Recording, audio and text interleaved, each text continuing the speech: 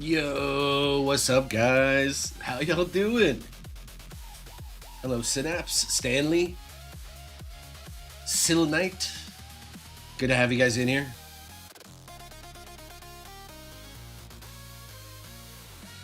Let's see. I think I gotta refresh this page here. Not seeing chat on my other window.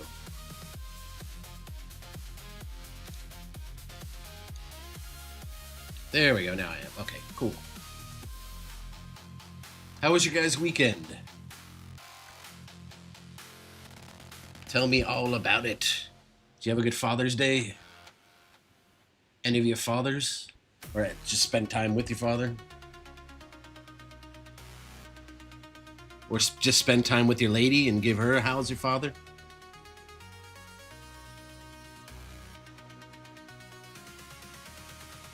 You're in Prague at a 2-day course. Right on, man.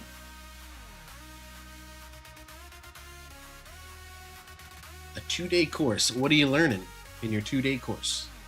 If you don't mind me asking. Is it something cool?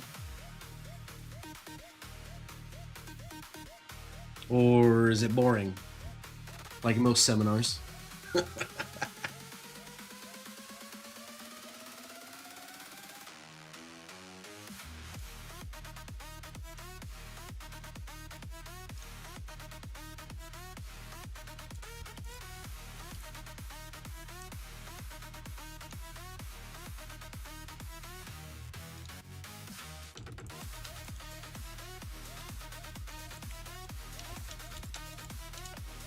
Responding to a couple people on Discord, guys. Give me 1 sec.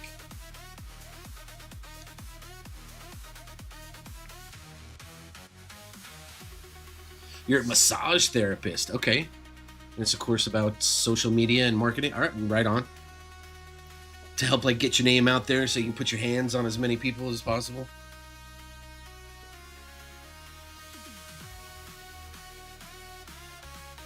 Beer and sushi. That is a good combination, Sil Knight. Although I usually prefer like sake with my sushi.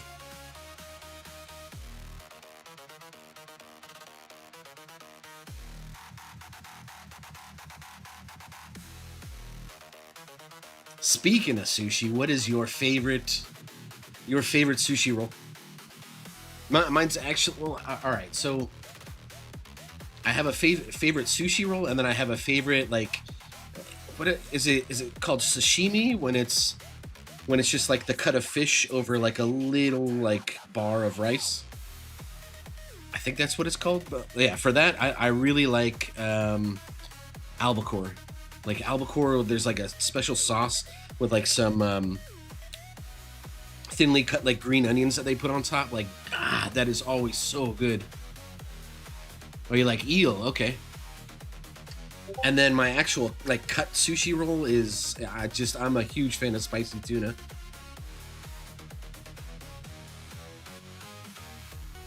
Dude, it seems like the stream delay is way better on YouTube now. I had to tweak around with the settings, but does not seem like there's too much delay in from what I'm saying and you guys responding. So that is a huge win. I like it.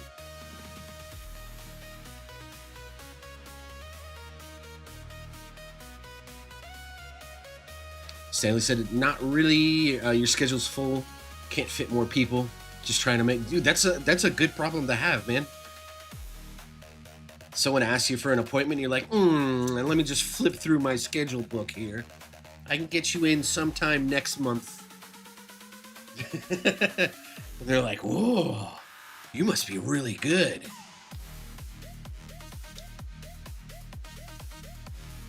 And you're like, hell yeah, I got the best hands in Prague.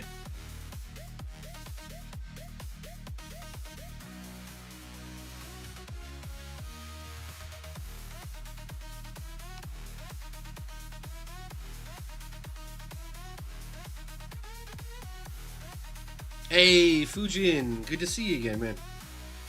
I hope you had a good weekend, a good Father's Day, either with your father or as a father. Or like I said before, with your lady or man, and you gave him a little, who's your father?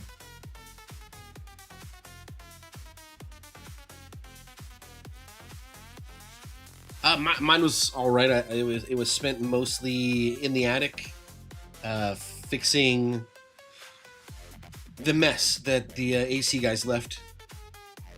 They installed like, it was like 15 grand to install a whole new like AC unit, and they left like all their like empty water bottles up in the attic and just shit everywhere, and cut up oh man.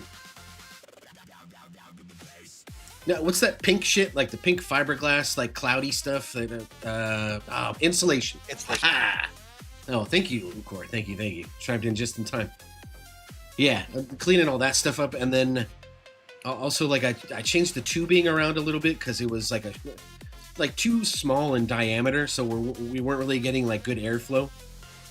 So we kind of, with my dad, like we went up there and kind of separated it. It sucked because the AC was off for like pretty much all day, so it was like 85, like almost 90 degrees up there. But we got it sorted out. We got in like a better, like a wider AC duct in, and we kind of optimized like the tubing a little bit so it like has a shorter path to reach where it's going, and just like you can really feel it now, man. Like the airflow is great upstairs.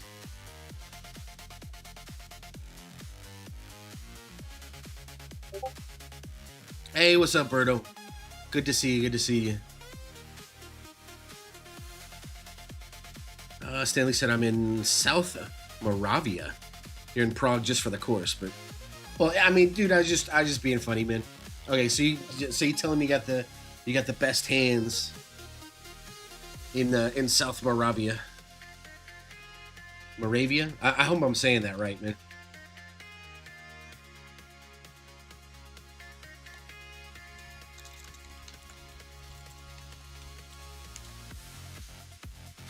The South Moravian region in Czech Republic. Okay.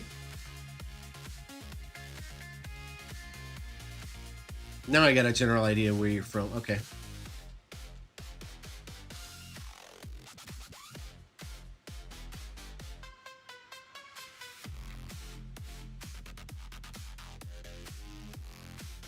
Interesting.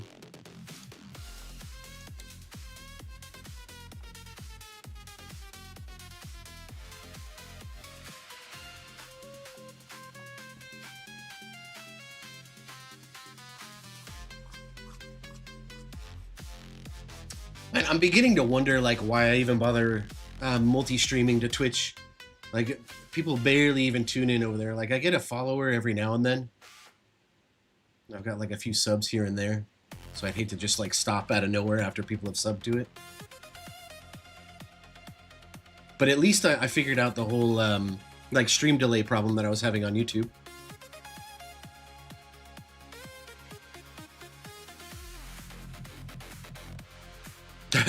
I mean, not best hands, just people are happy and coming back. I mean, like, dude, that's excellent. That's really, really, really good. You get like a regular customer base, and they become like repeat customers, and it fills up your schedule, man.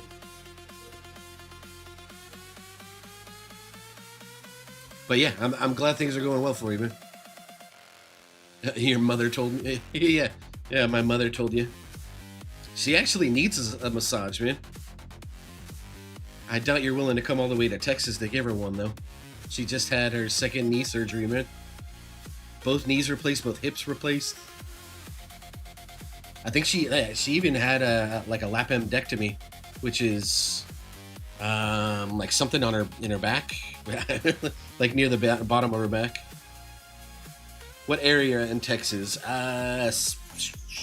We'll say like the Dallas-Fort Worth area. I don't want to get too specific. 9 a.m. to 9. Dang, dude, a 12-hour schedule. You have got to be making a killing, man. That is great, man.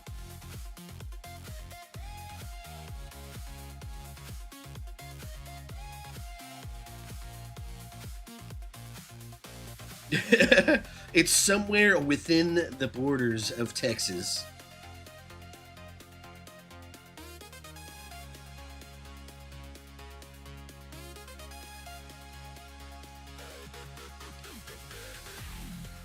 Um, address is 1800 Pennsylvania Boulevard, Washington, D.C. Come knock on my door. Was it 1800, 1600? Yeah, I don't know. Whatever. Either way.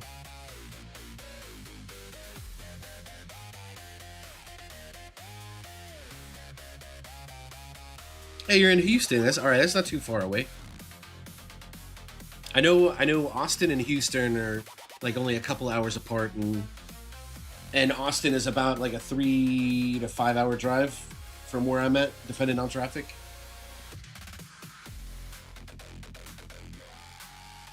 But which room? Oh, hold on. I'll come up to the window right now and wave at you. Make sure you check the wind before you aim.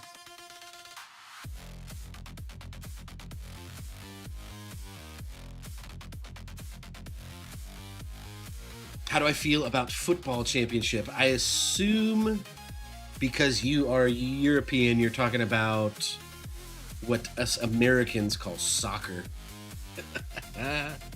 Are you talking about like the World Cup, that football championship?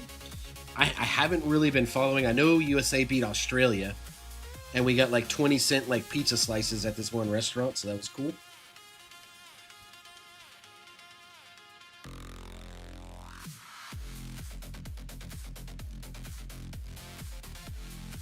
I didn't even check like how Spain or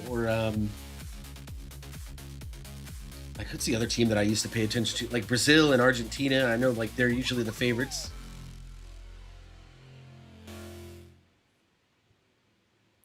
Man, like I used to be all into football, and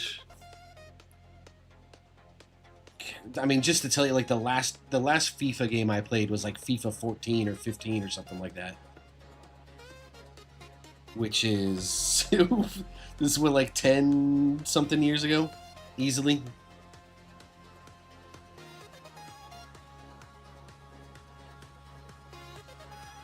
You're more into hockey, right? I used to play hockey on a club team when I was growing up, like just out of high school.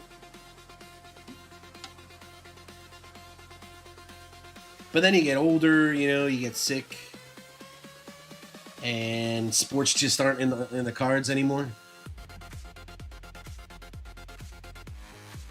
And I could either be like a fat American white dude that watches sports because I can't play them anymore, or just stop watching them altogether. And I chose the latter, unfortunately. I should pay more attention to sports, though. I really enjoy watching hockey.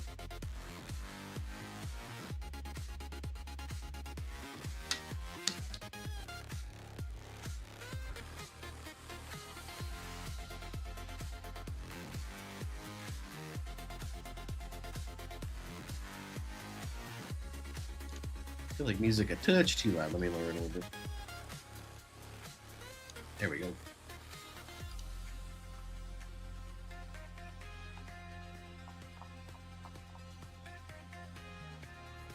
You don't like to watch soccer, but FIFA's always fun. Was playing FIFA 24 whole season. Like last time I played FIFA 2, like I made my friend rage so fucking hard because he's like over there picking like the bullshit team. Like you either pick like Real Madrid or Barcelona, and I would always pick like some. I mean, like not an amazing team, but like they could contend, like Chelsea or I think even like Liverpool. I was picking back then, and just absolutely slaughtering him with like these over the shoulder lob passes.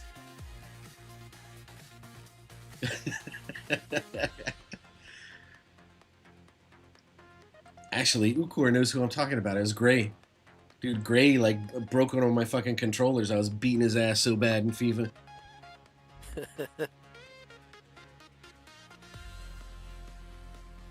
That's pretty funny, man. Because he's like super passionate about soccer still. Oh, really? Okay. Okay. Yeah. Yeah, I didn't know he was still paying attention to it. I know, like either like his cousin or his nephew, he was playing with him a bunch. Yeah, and I think he was teaching kids soccer, right? Yeah, oh, okay, yeah, that I do remember. Yeah. That he was an assistant coach.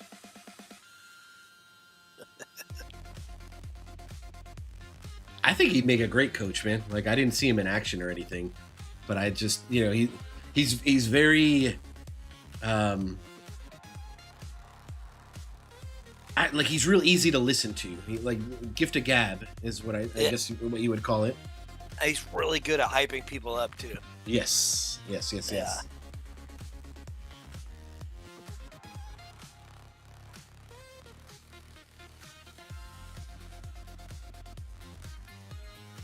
Stanley says he's 24, just decided this January that he wanted to learn how to play hockey. Hell yeah, dude! Hockey is such a great sport. I mean, it's not like the cheapest thing to get into with all like the padding and skates and you know, just like all the different gear.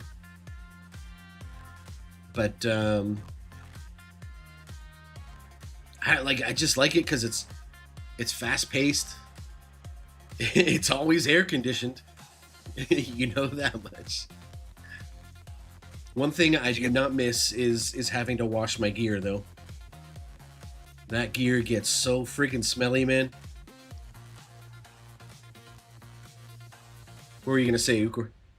Oh, I saw a message.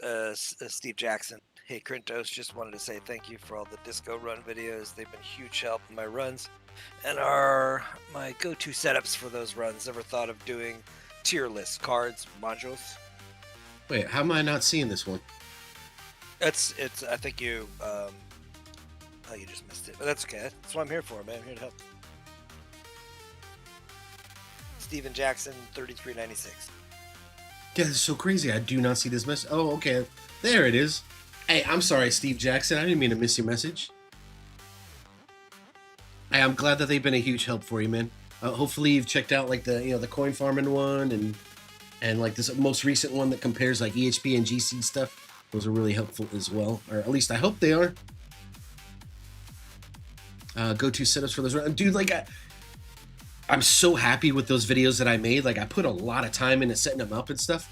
But even when I go back to run like a more, so like at the end of the month, I'm gonna put a couple more points in Chrono Field, and then I plan on going back and trying to do some more utility runs to see if I can get like further and get a better bonus so I can move up tiers.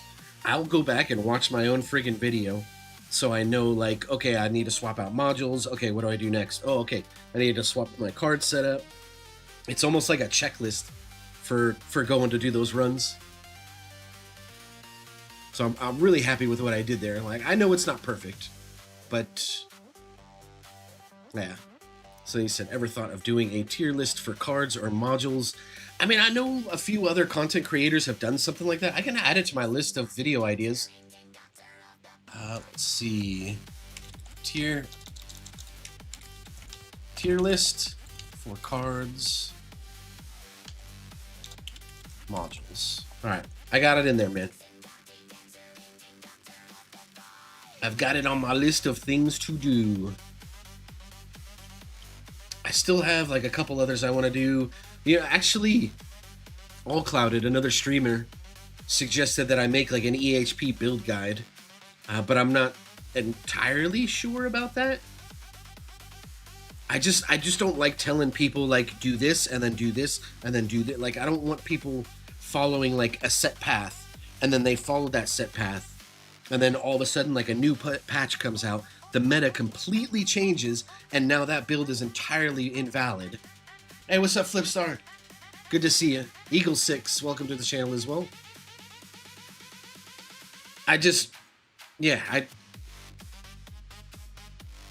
Okay, so a good example of that actually just happened the other day, right? For the longest time, Spartan had this video just saying like, oh, like you guys should do Devo for farming. Like Orb Devo is great, it's amazing.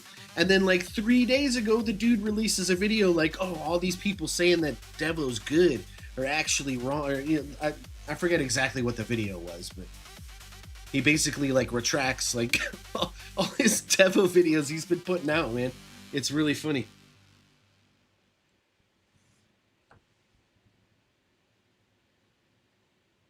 Eagle6 did tier 4 defense disco today. Dude, I find the defense runs are like the most difficult as an EHP player. Like my damage development is atrocious. I can kind of skate by on the ultimate weapon ones. I mean, it sucks not having the CC from all my ultimate weapons, but at least I have like a really strong EHP backbone as well, and that kind of helps me get through. Excuse me. Let me pull up.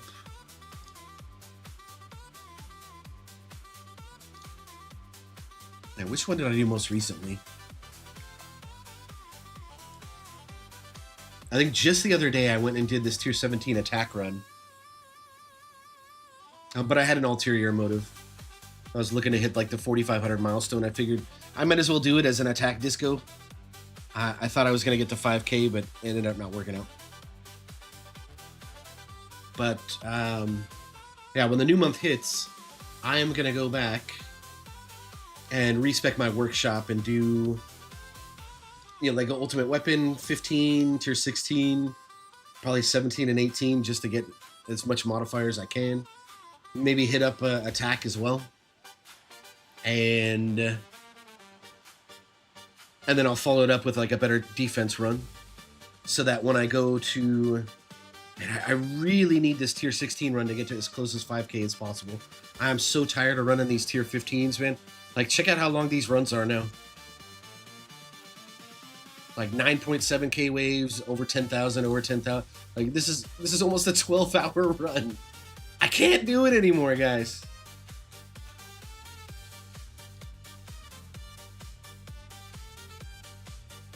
Yeah, I mean, I'm working on intro sprint mastery at least right now. Oh, doesn't show when I do that. At least I've got intro sprint mastery, and so when I get these 3 or 4 more ranks, you know, they'll be a little bit faster. But it's still, I mean, and like the most it's going to drop me down to like a 9-hour run. That's still way too long in my opinion. I really enjoyed keeping my runs between, what did I used to say, Ukor? It used to be like 6 and 7 hours. Yeah. Like, I feel like that's a really good place for your runs to be at. But it just, you know, with the addition of disco runs, it just makes it so difficult to, you know, to keep your runs in that sweet spot. Man, I had that commander pushed into the wall there. There we go. It's pushing it in again. All right, dude, this guy should die here pretty soon. I think I'm still going to lose my wall, though. Damn. You know, Ukor, like, maybe I do need another card slot to make room for nuke. Because this would be a good spot to nuke and save my second win.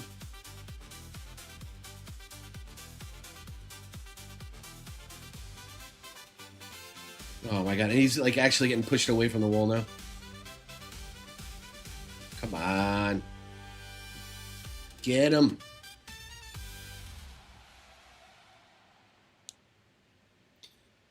Eagle6 said, isn't it true though that in tourney as EHP, if you turn off chain lightning, you go a lot less waves? So isn't an EHP tower essentially hybrid and not, as people say, pure EHP? My chain lightning has 0 damage investment. It is all smite, which is percent-based damage. So I don't technically consider it. Yeah, I wouldn't call it hybrid if you're approaching it that way.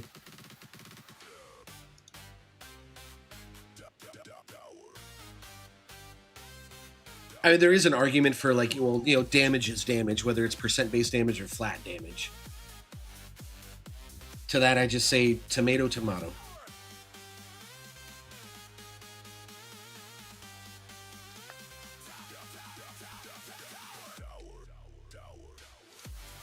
There's something I need to keep an eye out for on... Oh, never mind. All right, cool. We're going to move on to this next segment here. Let me just catch up on chat, though. Last tourney was perfect for EHP. I agree, Stanley.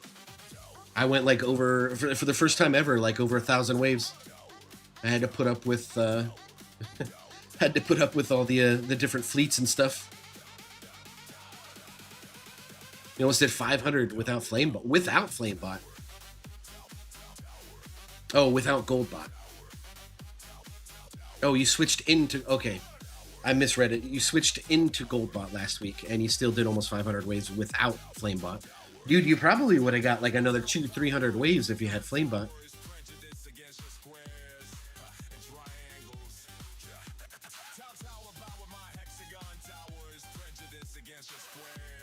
Flipstar said, did you try full Goldbot? Shorter runs,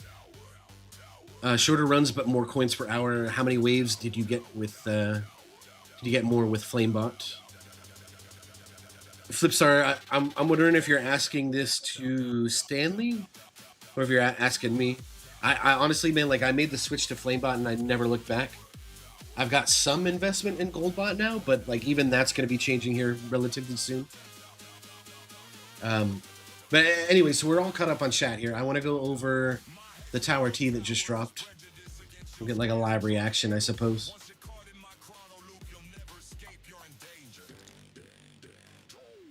Here we go. All right, hi pals, welcome back. This week we have an update on the anniversary event. A few teasers, a couple known bugs, some other updates. The anniversary event, so we're close to the end of the anniversary event, 1 week. If you missed it, here's the link to the tracker.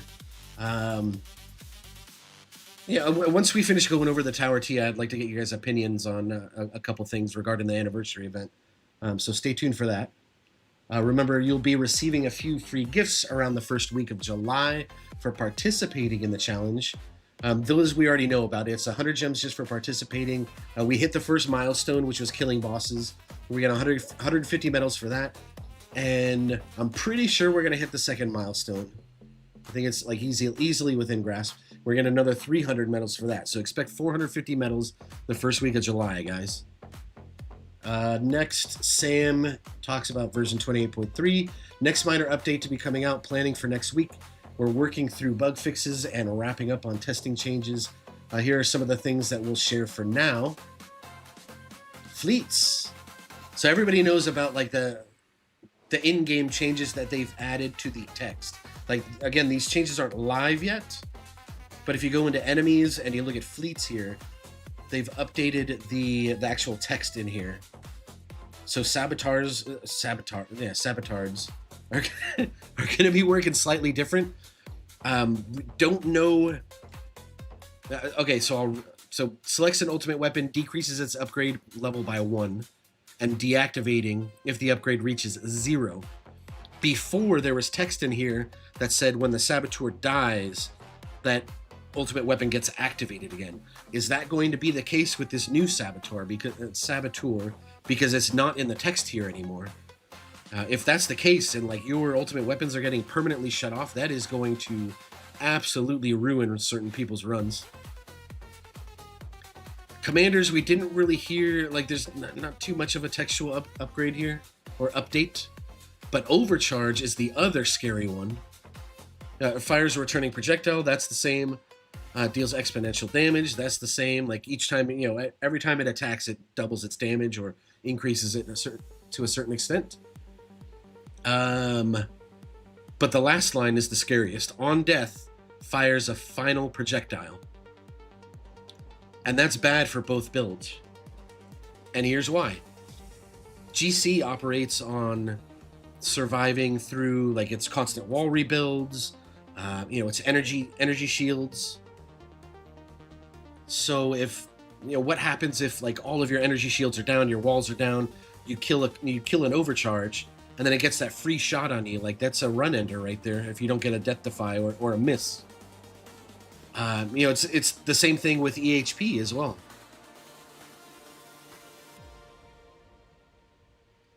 Eagle 6 says they can't shut off ultimate weapons permanently. The RNG will be terrible for tourney runs. Well, I mean, hopefully this means like for saboteurs, Eagle 6, hopefully it means like they still have to hit your actual tower, and it doesn't count like when it hits your wall, it starts decreasing upgrade levels. I'm gonna assume it's gonna work the same way it was before, right? So yeah, the overcharges are gonna get a lot scarier. Anyways, what else did they change? Like modules got an update as well. Magnetic hook Includes so it's 25% chance to hit fleets as well as elites. And then the other one that got an update, or the other two, I'm sorry, were cannons. There we go. Amplifying strike includes fleet kills as well, so we'll have a little bit better uptime on the amplifying strike proc. And then being annihilator, I think is going to be the go-to assist mod for GC now. Yeah, at least I assume. It's just like a static 10% like super crit, and that 10% like isn't even based off of like the rarity of your being annihilator. So I think that's going to be a strong one. So again, like EHP towers that go to do their defense run, if you actually have a cannon assist, this is probably going to be what you're running, the assist slot. Well, okay. Technically not, right? Because we'll still want death penalty. Well, I mean, it depends on like how much investment you have in damage. I know personally, I'll probably run death penalty, and then eventually when I do get cannon assist, I'll have to figure out like which is going to be better, being annihilator or amplifying strike. I'm leaning probably more towards amp strike though. We'll see. Anyways, let's get back to the tower T.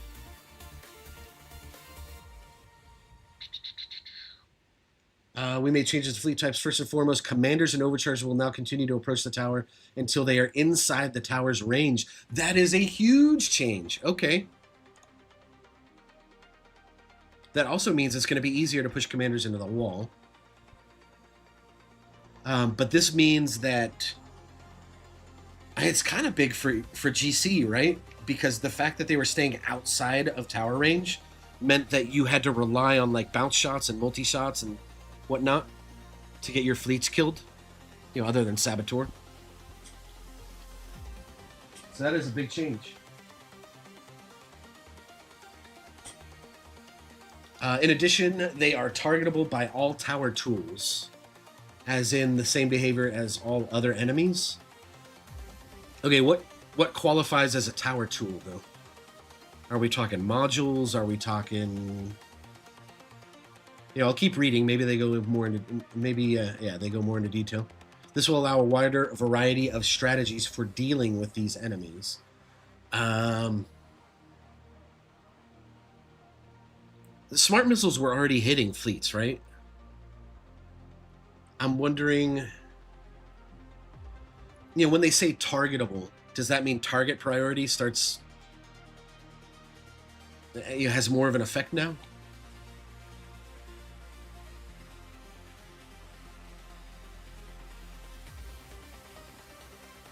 Okay.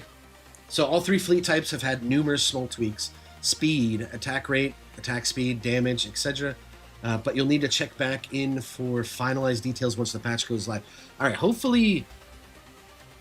Sam, if you are listening, we really need some extra details on the patch notes this time around. Like, if you guys can give us some actual numbers on what's happening to fleets, it'll be much appreciated.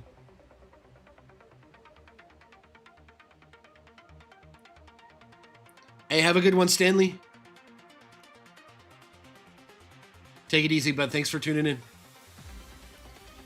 Me too, hoping for good EHP relics. No dabs, please. No more dabs. We have also reworked how saboteurs interact on tower impact. We want to remove the situation where one bad RNG ruins your run. And we want to give you more time to deal with the threat. Now, with each attack, it will decrease a level of your ultimate weapon. Oh, by its main stat by 1. Once the saboteur dies, the ultimate weapon is fully restored. Okay, all right, that's good. That quashes like some of my reservations of the new saboteur. That's good. If your ultimate weapon wasn't getting restored, like that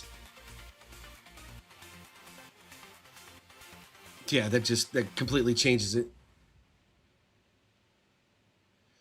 Eagle 6 said, if the fleets are being made easier and they gave us all the extra money and power from Disso, How difficult is the new tourney that's coming?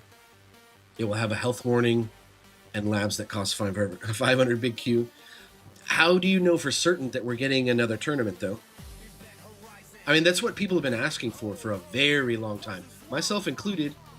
I think we need something above Legends now. But, I mean, are you just speculating, or like you got some insider info, my dude?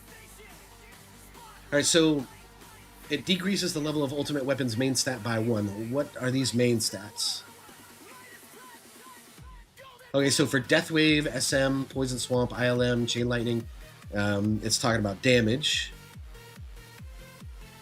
If we're talking bonus, it's talking about GT and Spotlight. If we're talking size, it's BH. If we're talking slow percent, it's Chrono Field. So really, if you have no damage investment in your like Death Wave, for example, and it hits it once or twice, like you have no Death Wave.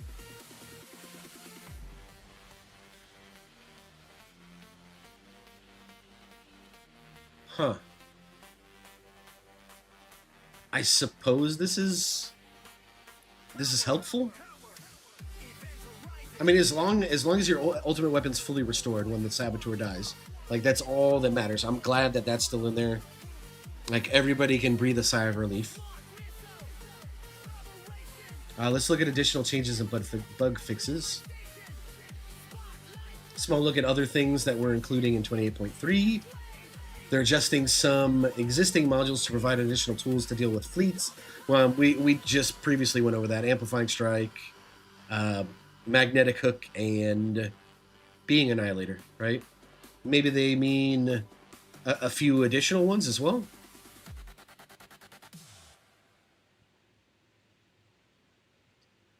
Eagle 6 says, every patch notes for version 29... seems to refer to tourney changes. Tourney changes coming if you check all the tower T's with... Yeah, but it's like intentionally vague, right? It doesn't... Like, it's up to like anybody's like... It's up to every individual's interpretation, right? If you're interpreting it as like there's going to be a new league added or a new tournament style added or something, you know, that's just your interpretation of it. Like, until we have the actual specifics, like we really... Yeah, okay, exactly. You said, is that a new tourney? I don't know. V29 will definitely do something to... I'm excited, man. I'm looking forward to it. I really should be stockpiling my gems for the V29 release, but I'm a sucker for gem rushing labs right now, man. I can't seem to hang on to them. The only thing that's, you know, let me stack them at least a little bit is every week I need to make sure I have 3,600 gems to be able to buy the relics. Potentially.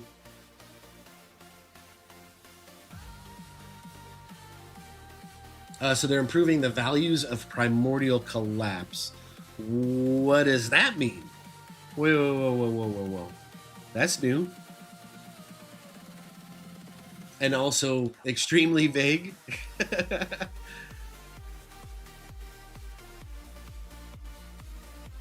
I mean, so the spawn +1 black hole, right? That's probably going to be... I doubt that'll change. And it says improving values. So does that mean the damage reduction is getting improved?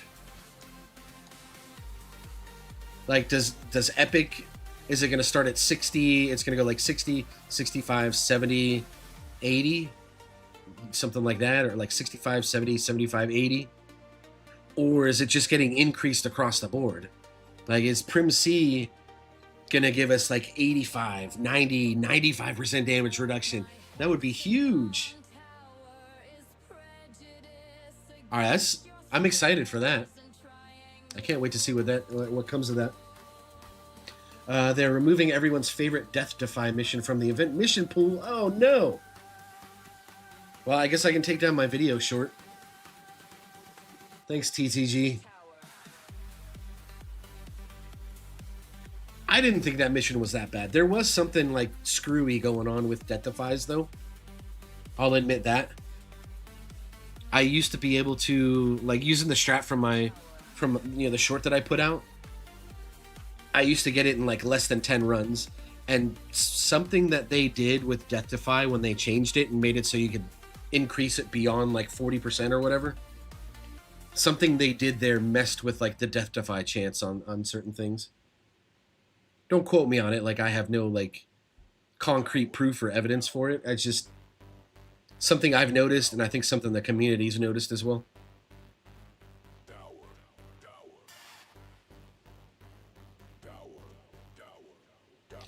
Yeah, that's kind of what I did last time. Eagle 6 is I stockpiled as soon as I knew, like when V28 came out, I just started stockpiling gems. So by the time the banner dropped, I think I had maybe like 10k or something like that. It wasn't too bad. And then literally every gem that I was earning was going towards like pulling mods. So I mean, if history repeats itself, like I'll be prepared for it. But it seems like V29 isn't even coming. Actually, that's the first line in here. Sometime in August. But let's get this last line. Adding new levels to Swamp Rend, additional enemies to include the remaining elites and fleets. Okay. Great news for GC, right? And Poison Swamp Plus enjoyers. What is it? Death Creep? Eagle 6 says Death Defy is the easy one. I hate the people that people won complaining. Yeah, it's the vocal majority, right? I think more people complained about the mission than people saying like, it's whatever. I just hate that the hours I spent making that content are just completely useless now.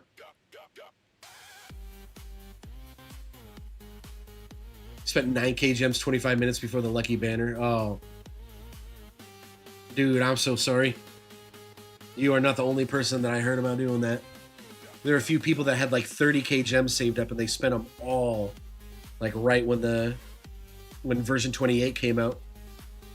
And then rip, here comes the module banner. All right, let's talk about V29. It's going to release sometime in August. Sounds like the cable company, right? Like, I'm going to be there anywhere between 11 a.m. and 5 p.m. All of this month. Like, all right, I guess I'll just sit around and wait for you and not go to work ever. One of our goals for this update is to improve the health of tournaments. We want the runs to be shorter, but not in a way that makes your choices feel arbitrary. Over the next month or two, we will be testing ways to make tournaments feel more engaging and interesting. With tournament changes comes a discussion about the main chase rewards. Keys. Okay, I like what I'm hearing. But more specifically, quality of life upgrades. We're working on solutions for how to make the Harmony Tree upgrades more accessible to competitive players. Huh. Does that mean like rotating certain purchases like from the top of the tree, like somewhere like more accessible near the bottom of the tree? Or maybe like you don't even have to go down like the full path in the middle to reach them. Maybe there's just like separate sections, or maybe they're just going to add like a whole new tree. Whole new tree would be great too. It also provides an additional way to spend keys for top performers. Okay, so it sounds like they're going to be adding stuff. And I'm willing to bet we're either looking at like Guardian presets and maybe like something else to do with bots. We'll have to see. In-game stats. We heard feedback from y'all that we're wanting in-game stat changes, and we want that too. So if you can make any additions or changes to the more stats page, what would it be? Anything that tells us our wall regen, please.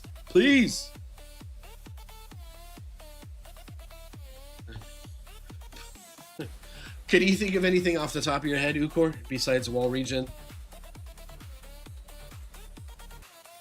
Oh, sorry. I was talking to my son. Oh, you're good. Okay. For what? For in-game stats, like when you go to the in-game stats tree right here. Yeah. Or maybe they're talking about here, like the battle report. I was saying wall regen would be a really cool stat to have. Oh wait, what the hell? It's right here. People are tripping. Oh no, this is overall. I want to know, like, I want something similar to like what's right here for like tower regen, right? This is my tower regen per second. Like, I want to know what my wall regen is per second as well. Oh, after all the math is done, that'd be cool. Yeah, I mean, I know that's not an easy thing, but I mean, it's probably one of the most requested stats for them to show.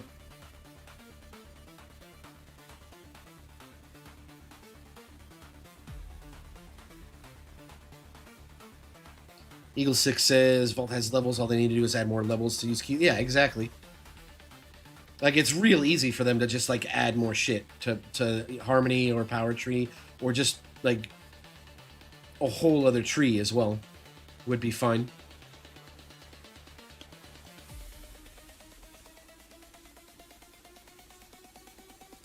Auto shatter rare modules. I think they have. Don't they have something like that? In keys. Yeah, I mean with keys.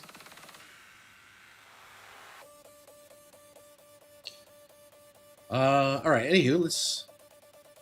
Content creators and community helpers. Who cares about them? It is time if you apply to be a content creator, community helper within the tower. Emails were sent out last week, so be sure to check. Keep an eye for the next steps coming soon. I have a really sad face right now, guys. I didn't get an email. Oh well. Maybe next time, guys. All right, I'm gonna leave this open just because I need to. I'll go over some stuff in the video, which I'll try and put out tomorrow. Actually, no reason I shouldn't have it out tomorrow. There's no patch notes to go over or anything like that. Pretty simple.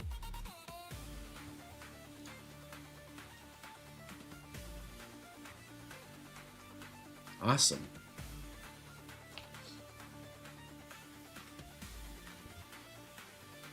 All right, so let's go ahead and talk about the anniversary rewards and how. I mean, I don't want to say underwhelmed. Like, it's like we got something when we could have just got nothing, you know. So it's. I don't want to complain too much about it because just getting anything is nice, but. Oh, I almost hit surrender. Holy crap, I would have been really upset. And like some of these were kind of like the attack speed relic, great. 30 gems was kind of, you know, I don't know. That's like 1.5 mod pulls, right? So that's okay. Not really. I forget what was this one? The celebration one. Was this? This was tower damage, right? I thought that one was pretty solid. We got 2 module tickets here. So basically like the equivalent of 40 gems. 30 medals. I'm never going to complain when they give us medals. Ever. Then we got a background, which is basically a coin multiplier. That was great. Then we got 10 module pulls, which is the equivalent of what, 200 gems? I'll take it. And then the last one was the Cake Tower skin.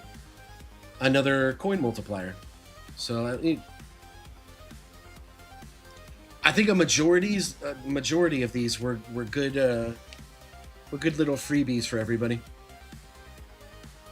Yeah, maybe the 30 gems and the 2 module tickets were kind of meh. But they can't all be winners, right? I don't know, what do you guys think?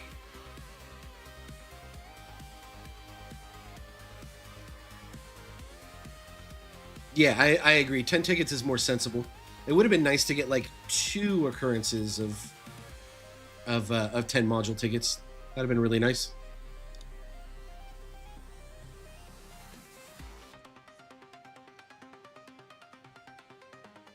How did you guys feel about the anniversary bundle, though?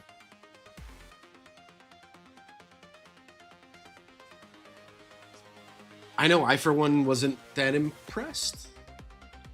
And this is coming from someone that buys like every single event boost. I buy all the stone packs. What I do not do is I kind of refuse to buy the gem packs. I don't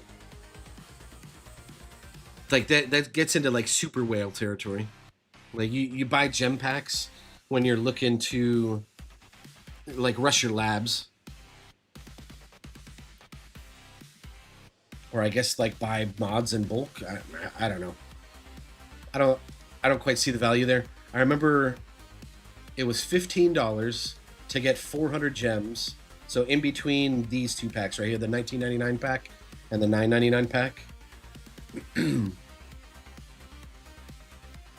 So we could give it like a $15 value, meaning that like the 150 gem or 150 stones that were included with it were basically like here you bought 400 gems, here's 150 stones to go with it. I ended up not swooping that one up. I would have preferred more stones than gems. That's just me personally. I don't think it was a horrible anniversary bundle. It's just I didn't find it appealing enough to like, yeah, hell yeah, like swipe, swipe, swipe. For a 5-year anniversary, I expected something that was like a little bit more leaning into your customer's favor. Not like it's our 5-year anniversary, give us more money. Like, no, it's a 5-year anniversary. Here's a $15 bundle that is like the best value we've ever put out. Like, here's 400 gems, 400 stones. Like, think of how many people would have bought that. And they could have converted non-spenders into spenders by doing something crazy like that. It's just food for thought.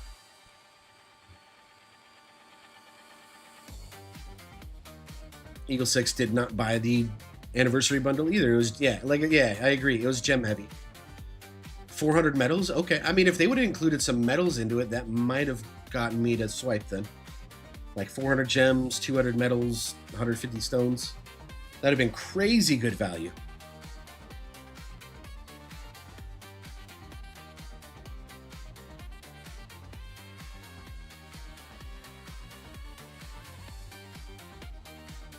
What are you going to do?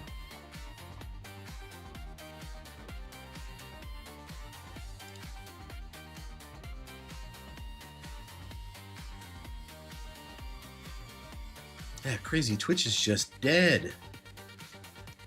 And people really don't watch this game on that platform to begin with. What's nice though is Sam took the time to get in touch with Twitch and had them update like the game category, so when you actually type in the tower, it's like the tower 2021, and you don't go and type in like the tower and it shows like the Tower of Babel or some weird game that like a weird game nobody's ever heard of or played.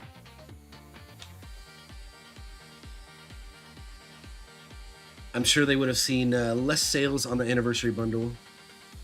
Other than the fact that it might have been a low-cost way for someone on a budget to get some stones, no one knows. Oh, no one bought it. Okay, I get you. Yeah, actually, like one of my friends who buys like all the stone packs with me, I don't think I ever asked them if they bought it.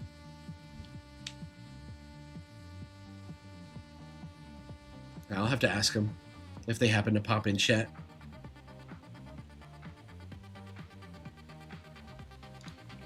All right, so we got like a little over 2 hours until the new event pops in, and we get to see the rotating relics. I know it's supposed to be a new event this time around. We've got Meteor Storm, I believe is what it's called. Let me see something real quick.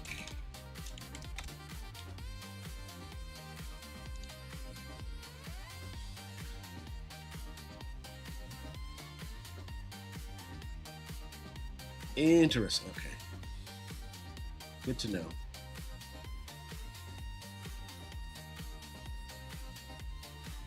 Oh, you watch lots of YouTube videos, so the tube just makes sense for.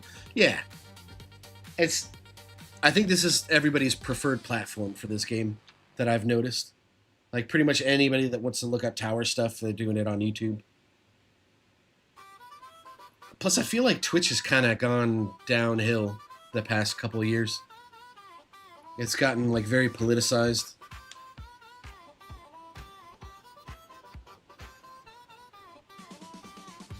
I mean, like, you have like a budget set for yourself, and that's smart. So just one stone pack a month to end the event. I think that's a smart way to go about it.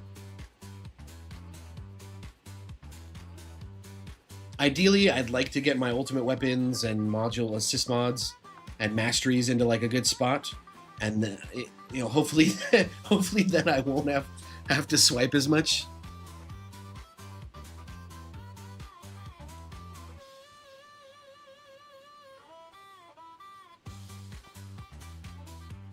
We'll see though. I enjoy playing the game too much right now.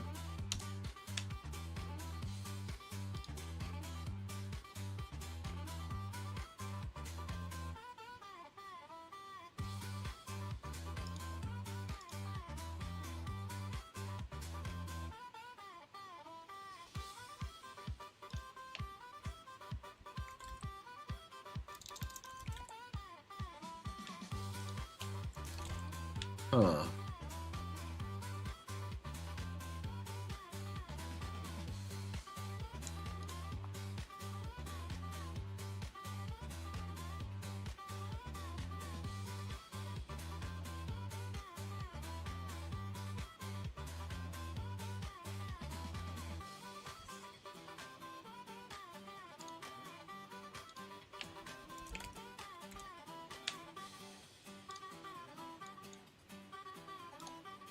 Sorry, check an email real quick.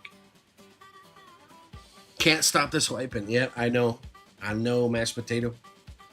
I have a problem.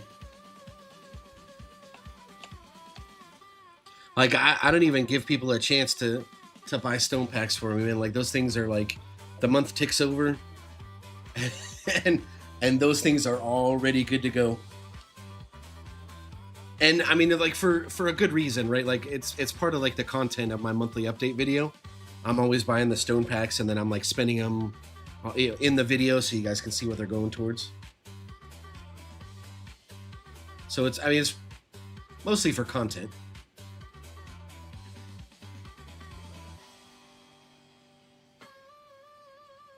Your friend and you have the same stone, so if you buy a pack, he has to as well.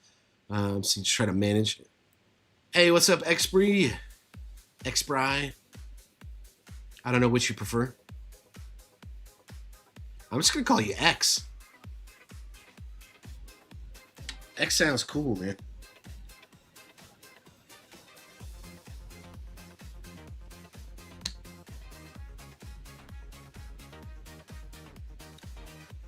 So if you have to swipe, he has to swipe. If he swipes, then you have to swipe. I think you commented on one of my videos like earlier today, or was it yesterday maybe? It has to be you, right?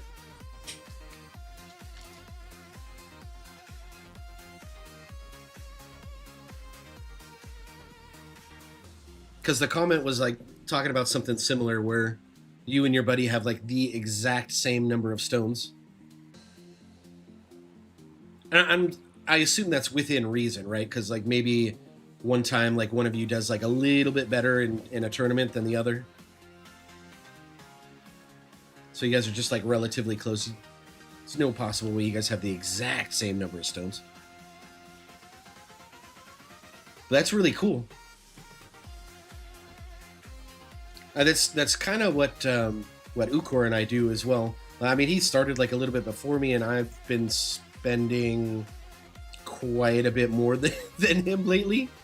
Oh, lately, yeah. Yeah, but it's still really cool to have like someone like, you know, within arm's reach, where we can just like kind of discuss like what we're doing with our towers and what we're spending our stones on, and just someone to have around that you can bounce ideas off of constantly.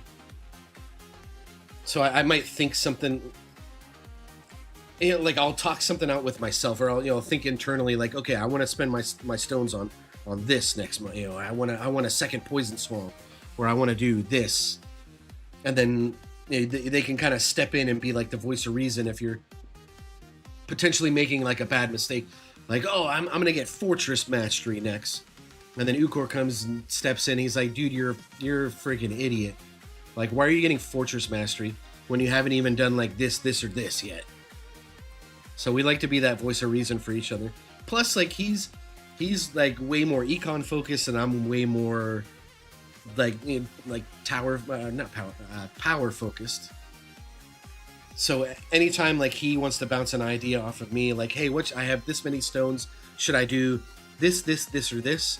Like, I'm always gonna be like the voice that tells him to go like whichever route is gonna make him climb in his tournament and guarantee that he's getting keys. And he's always gonna be like, what makes my coins per hour go up more? Yup. How can I get some more levels than attack levels get? Yeah, oh yeah. Which is technically more power, so.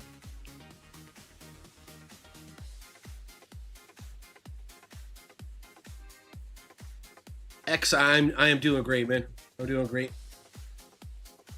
I'm a little light in the chat department right now because I think Spartan decided to go live as well. But I'm still chilling, man. Having a good conversation with my buddy Eagle 6 here. And I got Ukor hanging out as well. We just went over the Tower T, and then just been posing some questions for you guys. We talked about like the anniversary rewards and bundles and stuff.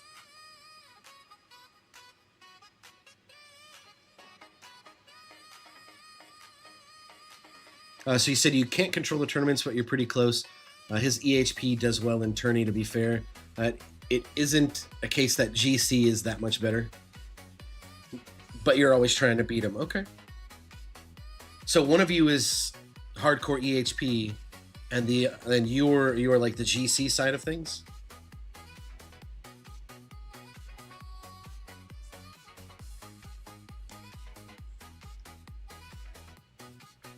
Have either of you got keys yet, or you're?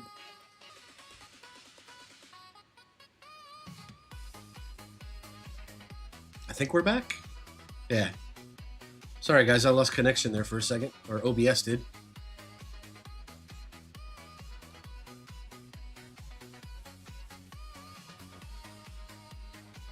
So you said your issue is when he focuses on econ, and you focus on tourney. Each time I tried to have.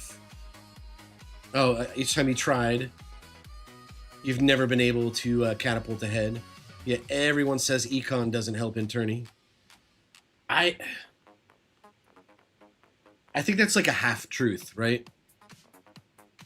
Because econ is what allows you to research like the more expensive labs, like battle condition reduction, or like your masteries, which also help you in tournaments, or some of the other battle condition reduction labs. There's a few other things that I'm just I can't think of off the top of my head. But yeah, like econ does play a part into it. Plus, I mean, like even look at your modules. There's assist module labs, like those are expensive as hell. Plus, leveling your modules past a certain point, that starts to get a little bit costly. So econ, I'd say it indirectly helps in tournament.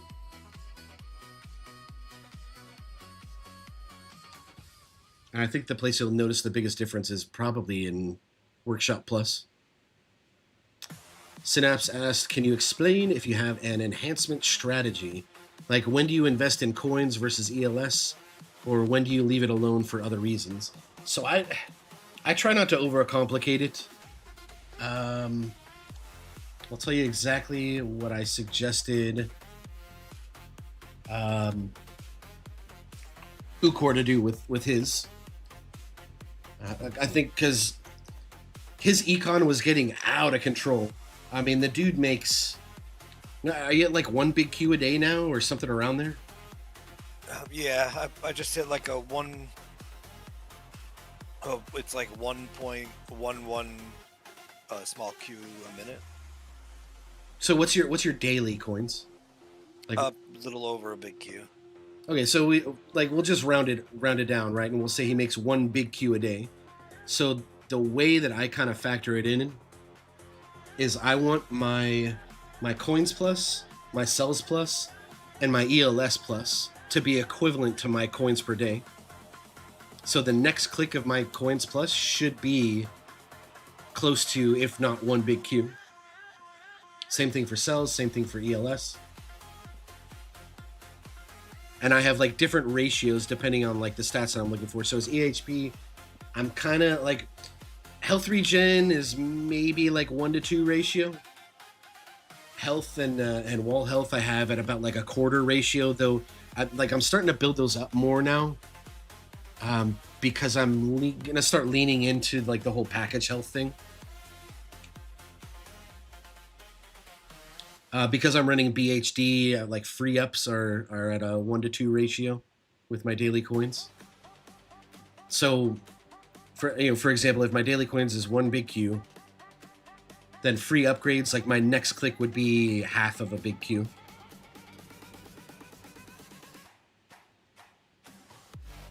So I just kind of set ratios like that for Synapse, similar to like what the effective pass sheet suggests.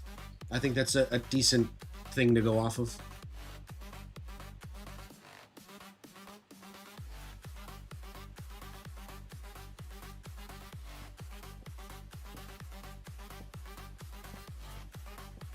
Eagle 60 did EHP with him up to tier 11, and then he stopped and switched to GC and Chrono Field. But he bought a bunch of EHP mastery. Yeah, dude, like the first 4 EHP masteries are such a huge power spike. And what's crazy is I only have one of them right now.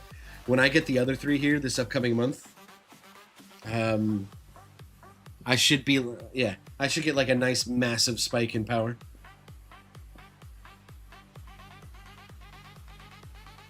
He bought a bunch of EHP masteries, and then wait, he got Spotlight 4 as EHP? Because I regret getting Spotlight 4 as EHP. Even if I was like more focused on econ at the time, like I kind of wish.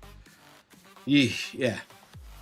I wait, like that's 2,500 stones that I could have spent elsewhere. That's like another click or two in Chrono Field Plus right now. And I think I'd much rather have that instead of a 4th Spotlight.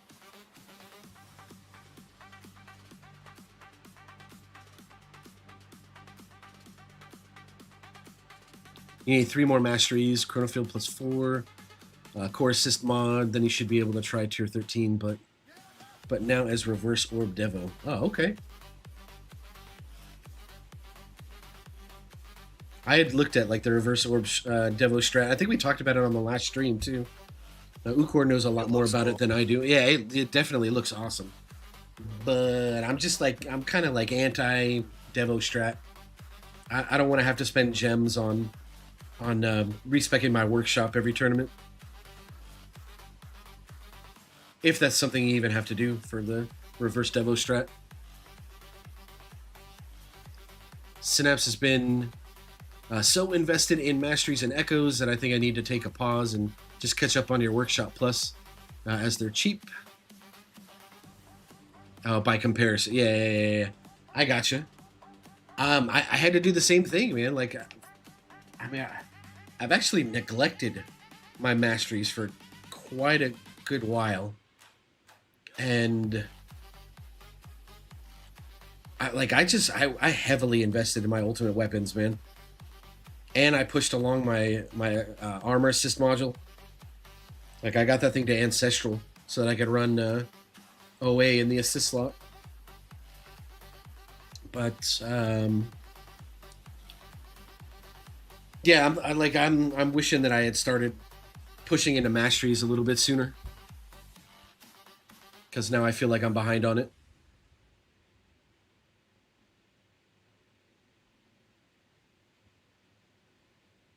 I think I even need to push my echoes a little bit more too. Just as an example, Well, not example, but why is this not being hidden? It's so weird. Oh, because it's a favorite. Ha, go away.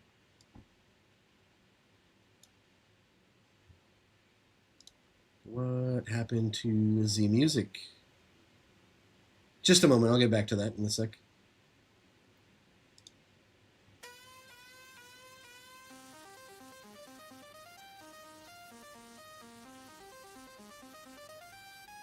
Okay, shouldn't have any more hiccups with the.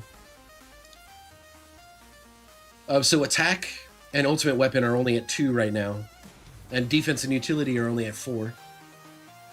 And like, I mean, the next click is look at that. It's like 22Q with lab discount 50. I want to say.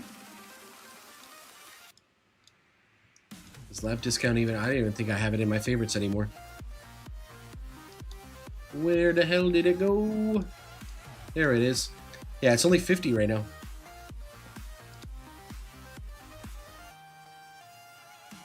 I just, man, like I don't have the lab slots for it. I just barely got lab speed back in. We're gonna go from 70 to 80, and then park it there for a little while until I can do labs at like 6 times speed.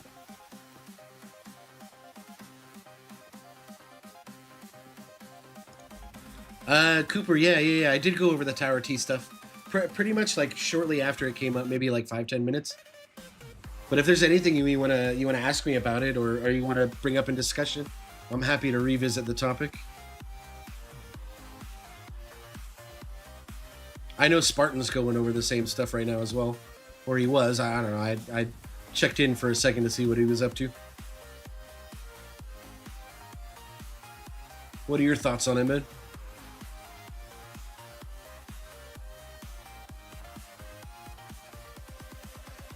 X never saw the moment to buy Spotlight 4. Too expensive for 33% increase area.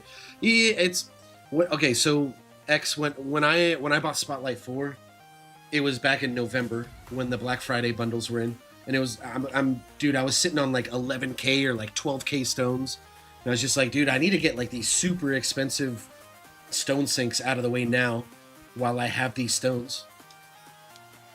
And I was so econ focused back then that I was just like, okay, cool. Like permanent black hole, check. Like let's get Deathwave and Golden Tower down to 100 seconds, check. Like let's get Deathwave quantity maxed out, check. Like what about Spotlight? Spotlight's another coin multiplier. Hell yeah, I'll get it to like 40 degrees and 4 angles. And now I didn't realize how hard I was punching myself in the dick when I did it.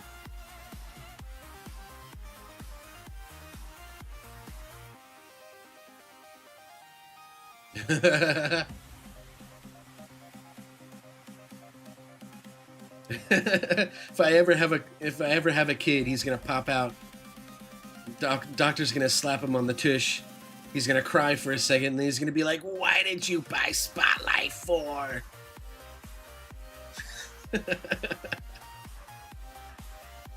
You're not even GC, noob.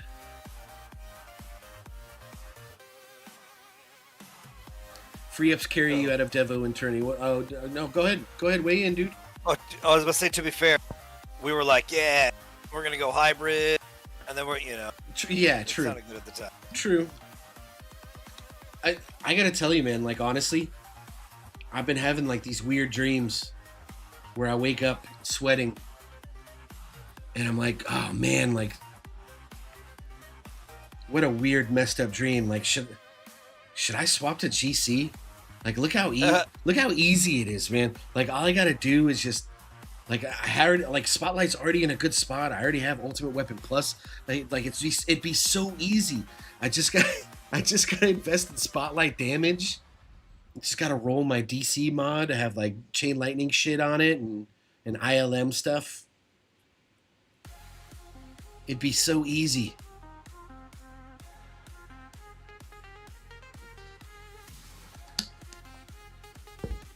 I can't, man. I gotta stay true to my roots.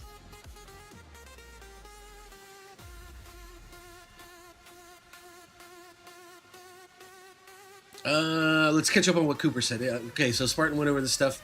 Not much convo. For me, it's great to deal with fleets, and Poison Swamp is much stronger now. Poison Swamp is much stronger now. Okay, hold on. Let me see what...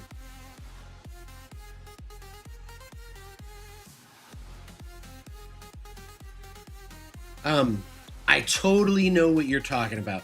But just in case there's anybody in chat that does not know what you're talking about, would you mind?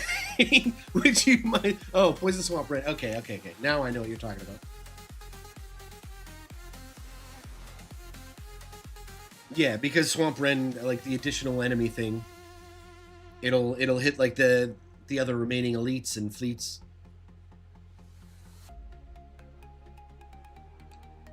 I wonder how long those researches are going to be, though.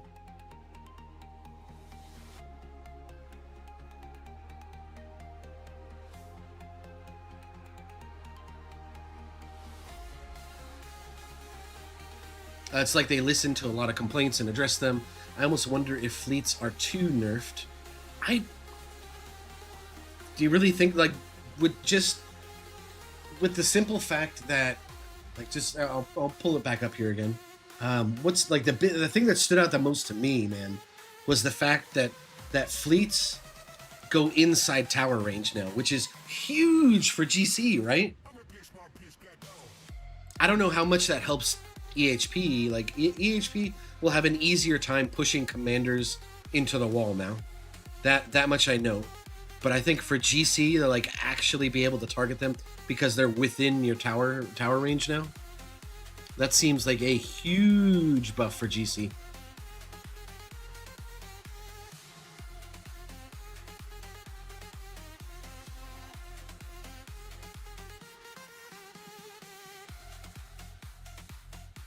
All you need to do is increase damage at every level, develop max CC, get tons of labs done easily. Yeah. You're trying to talk me into go. You can't Jedi mind trick me like like Zephyr.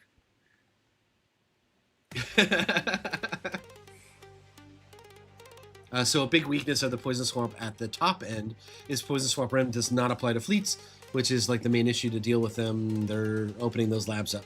Yeah, that's huge.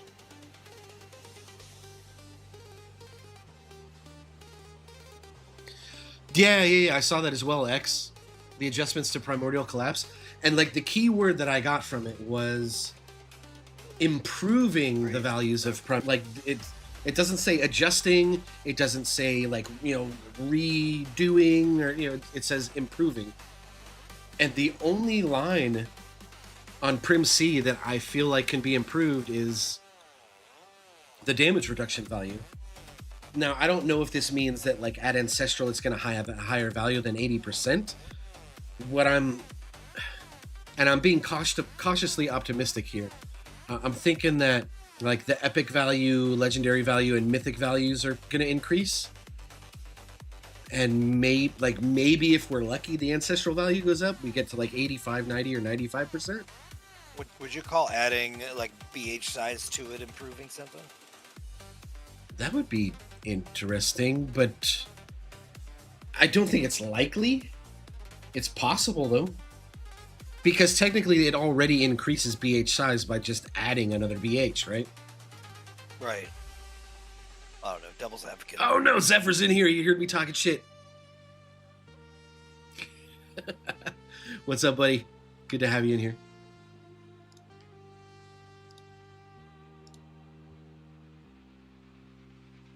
Saboteurs were already pretty weak. Yeah, I agree. The main thing I think that people were scared about with Saboteurs, though, were that with the new wording, I'll just pull it up in game. With the new wording here, there's no mention of like, oh, when the Saboteur dies, you get your ultimate weapon back. Like it goes back to normal. There was no mention of it here. But now that they mentioned it in the Tower T, like I breathed a sigh of relief, because that was my main concern. Like Saboteur was just gonna like completely eliminate your ultimate weapon and never restore it. But with this, like once Saboteur dies, ultimate weapon is fully restored. Like I'm good. I'm good with how it is now. That's fine. Instead of it just like disabling on one attack, you know, it's gonna take like a few hits for it to. I mean, it's still. Um, I mean, it's still something to think about. Like we'll have to see, like once it actually comes into play, how it's affecting people's runs. Welcome to the stream calculator. Good to have you in here.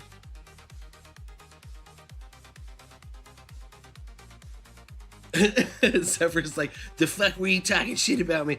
Dude, I was just making fun of like the Jedi mind trick I pulled on you the other day, where you bought extra orb mastery instead of smite, and then you spent medals on gems again, even though you have workshop presets. You know, that old chestnut.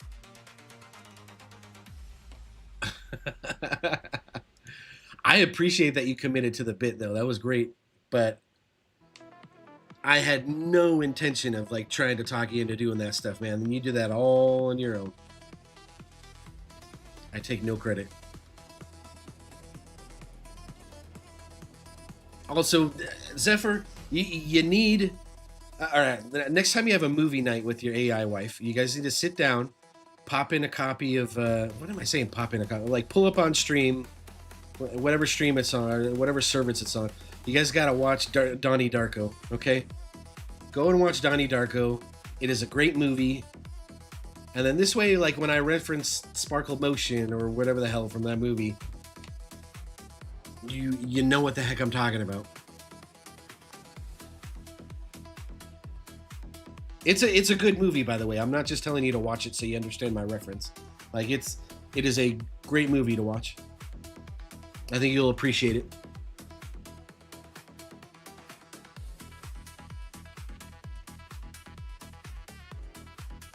Fidu, welcome to the stream, man. You said I think they have to nerf them if they're going to make new tiers or if they start to see more of them in tournaments. I assume you're talking about like the change to fleets.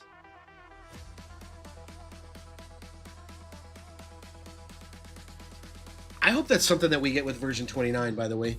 Like another something higher than Legends. Like give us a new league or like shake up the tournaments somehow, other than just like here's a new battle condition or here's like a new nerf to enemy level skips.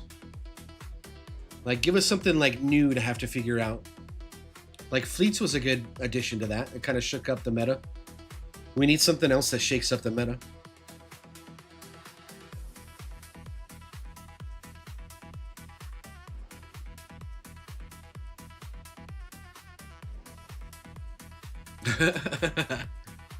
People hide. Zephyr's here. Dude, Zephyr's good people, man. Why you back off my homie? All right.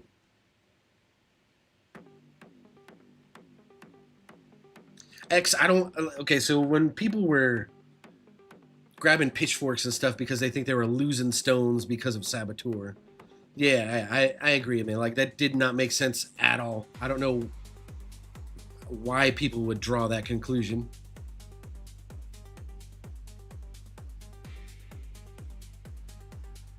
It seems very counterintuitive to their business practice. Like the whole point is to get us to buy stones, right? So if they implement like some sort of mechanic with saboteurs where it's just deleting our previous stone purchases, like that's crazy. There's no way that makes it in the game, man. I think people were just trying, just gaslighting. DB Cooper says 1 level per attack is basically nothing if you can deal with them quick. I'm curious if it's going to penetrate your wall, though. I was wondering the same thing. I'm thinking that it operates the same way, where like it has to actually hit your tower in order to start messing with your ultimate weapons. Like that's the whole point of the wall, right? It's like preventing it from hitting your tower. So I think it's gonna work the same way. Although like 1 level per attack, it just means like so. For me, for example, I have almost no investment in chain lightning damage or death wave damage. So if it chooses, well, I mean, we're looking right here, right? Chain lightning, death wave, the main stat is damage. I have like no investment in that. So like 2, maybe 3 hits, and bam, like my chain lightning's turned off or my death wave is turned off. I'm more concerned with it hitting my crowd control though, right? Luckily, like I have 82-meter black hole size. Like I'm fucking good there, dude. Like it takes like I don't know, like 20 something hits for it to get through my black hole size and disable it. Chrono Field, I think, is in a safe spot as well. But if it still needs to go through wall, then I mean, really the only time that you're concerned is like the odd times when like your wall is down, you're waiting for it to rebuild, you're relying on like packages to stay alive and crowd control to keep things off of you. I think it's more of a concern for GC at this point.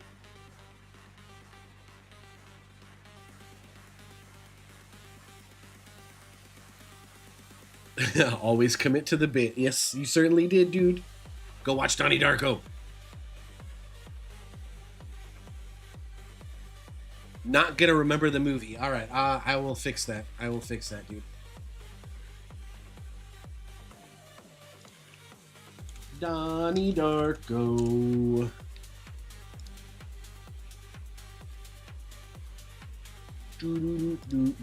All right, here you go, buddy.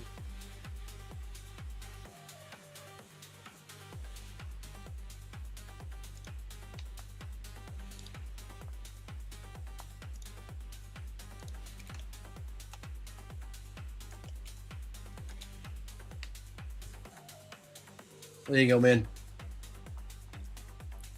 Never forget. Never forget, dude. I expect a book report on homework, dude. on Donnie Darko by Monday next week. Don't go getting those cliff notes. Yeah, no cheating, man. Don't ask ChatGPT for a synopsis. I'll know.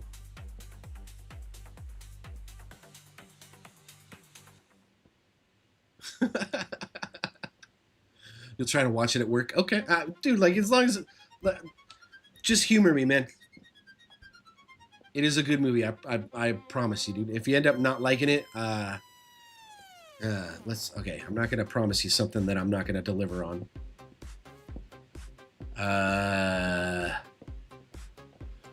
Oh, I know. All right, I'll give you a sub on Twitch. I'll give you a nice little Twitch sub if you end up not liking it.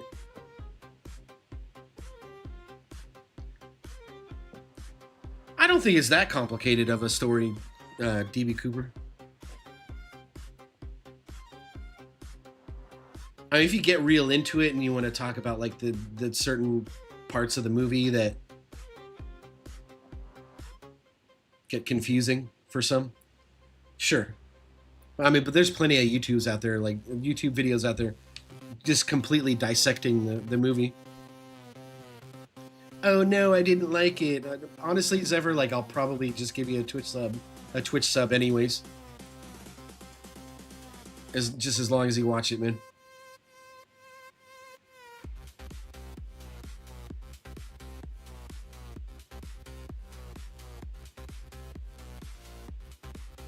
There's leaked code for tier 22 to tier 24 for version 29, 100% unconfirmed. Honestly, man, like I don't think you're very far off, because look, like tier 21 is solved now, right? People have been getting 4,500 waves. I think someone's even done like wave 5,000 in one of the disco runs for it. So one way that they could add another tier of tournament, like Mythic League or whatever the hell you want to call it, they add tier 21, 22, 23, or I'm sorry, 22, 23, 24. And they make the next tournament bracket like tier 21 or something crazy, man. Tier 21 plus. And they just start funneling in the, the super whale chuds in there.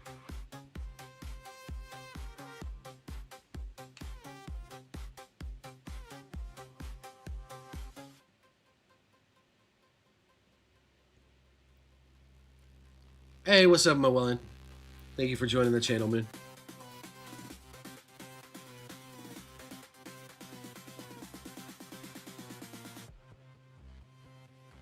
They have all the battle conditions now on by default. I mean, I could see them putting that in like the tier 21 tournament bracket or whatever the heck.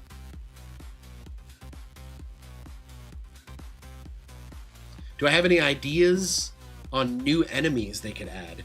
That is a good question for chat as well. What do you guys think?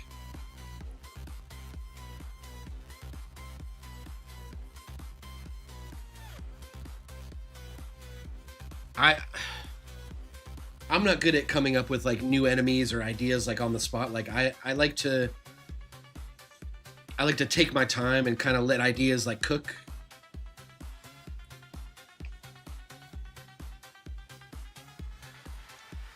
But I am gonna add it to my list of like video ideas, maybe. Yeah, let me add that in there.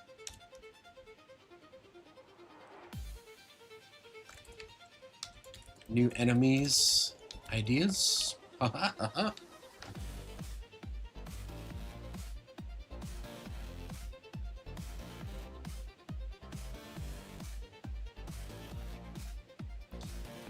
X says for EHP Saboteur only matters for Chrono Field and BH if you're not overlapping much.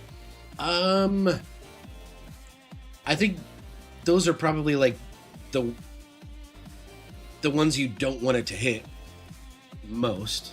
Obviously, like Smart Missile would be ideal for it to hit for us.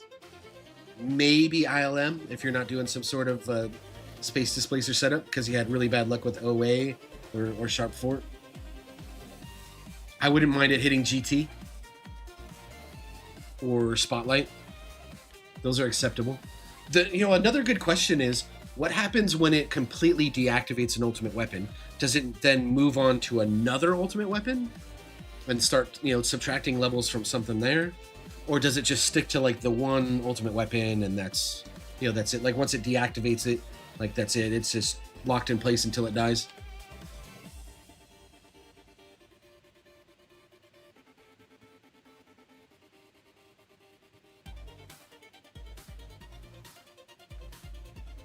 DB Cooper, I never understood why that movie took off. I assume you're talking Donnie Darko. You were a teenager when it came out, and people still hype it. Dude, I don't think it's like the best movie in the world, but I think it's definitely worth it's worth like the 2-hour runtime compared to some of the other crap that comes out these days. Anybody watch the new Masters of the Universe? Holy shit. I mean, I'm showing my age here because I grew up when He-Man and Masters of the Universe was a cartoon when I was in like kindergarten or some shit like that. And it's like its only saving grace, like the new remake that came out, is that they just completely shit on the cartoon and its premise, just like nonstop during the movie. Like, well, this was really stupid. Like, let's talk about that.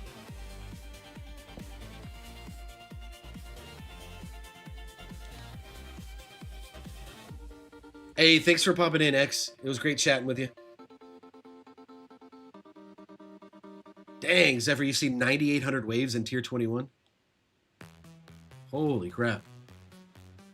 Yeah, I mean, I believe it's possible. There's some people that spend entirely too much money on this game and have been playing for 5 years. Faidu loved He-Man growing up. So the first movie adaptation they did with Dolph Lundgren was also pretty awful. At least this new one had the advantage of like decent CGI and effects and actors. DB Cooper, I don't know who that was, who it was made for. 40 years old. Who didn't think the Dolph Lundgren version was good? Yeah, I agree. And you know what? I always confuse the Dolph Lundgren He-Man version with there was like another movie that came out around the same time with Hulk Hogan, where there were like those two like bounty hunter twins that were hunting him on Earth, and like they're like quiet the entire fucking movie, and then finally they talk, and they have they have like the voice of children. It's so funny. Like, I prefer that movie over the old Masters of the Universe, or even the new one. Had Christopher Lloyd in it. You know, the guy that played Doc from Back to the Future. Such a funny movie. I remember that. Calculator said Masters of the Air is an S tier miniseries. You know, I got suggested that by one of my friends, and I have not, like, it's on my watch list, and I just haven't gotten around to it. Suburban Commando, holy shit, DB Cooper, you are a freaking legend, man. Yeah, that is exactly the one I'm talking about. Dude, you got a good memory.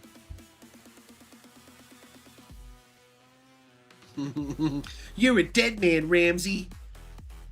I want to see if I can find it now.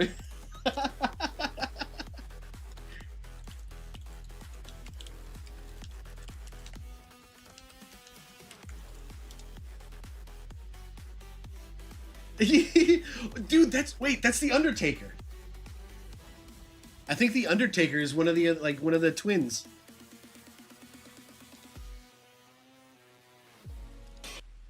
Okay, yeah. All right, I found a clip.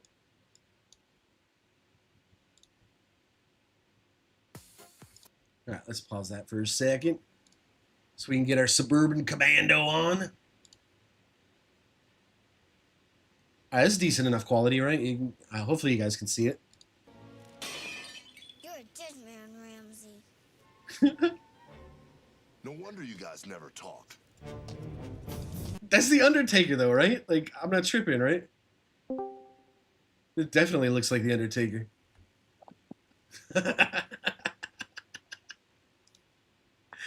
Oh, that's great.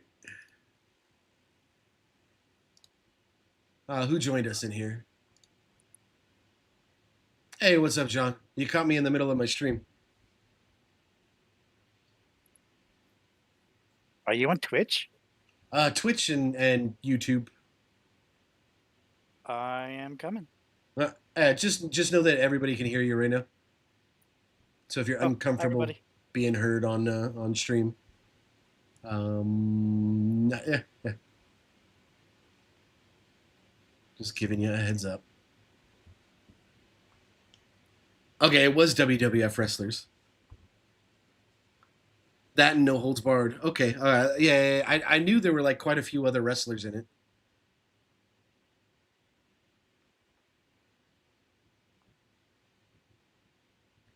I was just pleasantly surprised with that movie. I was expecting just like absolute, like, just garbage. And it ended up tickling my it was entertaining, man. I think I was pretty like heavy into wrestling at the time too.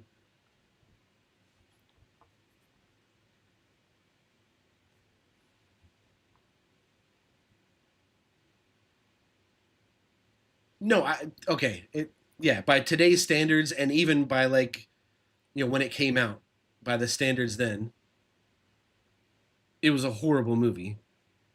But for kid me, no, it was fucking awesome. That movie was awesome.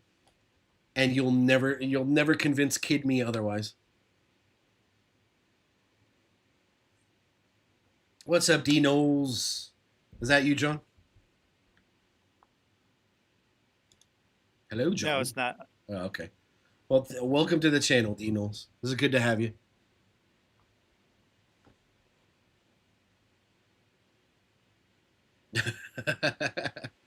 All right, let me catch up on some of the tower talk that I might have missed while I was doing that Suburban Commando Masters of the Universe tangent.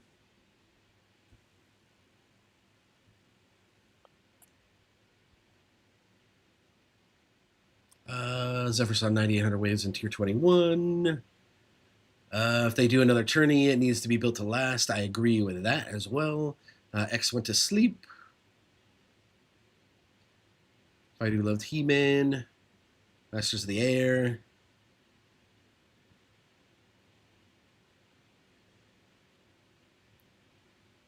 Yeah, it's. I agree with you there as well, DB Cooper. You don't know who that was made for. 40-year-olds who didn't think the Dolph Lundgren version. So it's like, what is it going to be, like a 40-year-old dad that wants to take their kid to see it so they can see like what he was into back when he was a kid? Like I don't know. It's like a weird movie that probably didn't need a remake.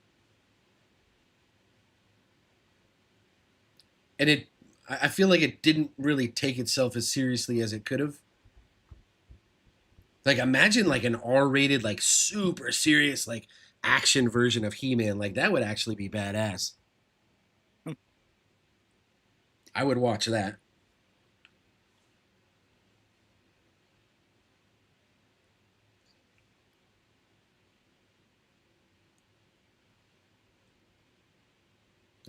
Eagle Six said it was funny when he throws the kid's skateboard into outer space, and later the bounty hunters see it. Yeah.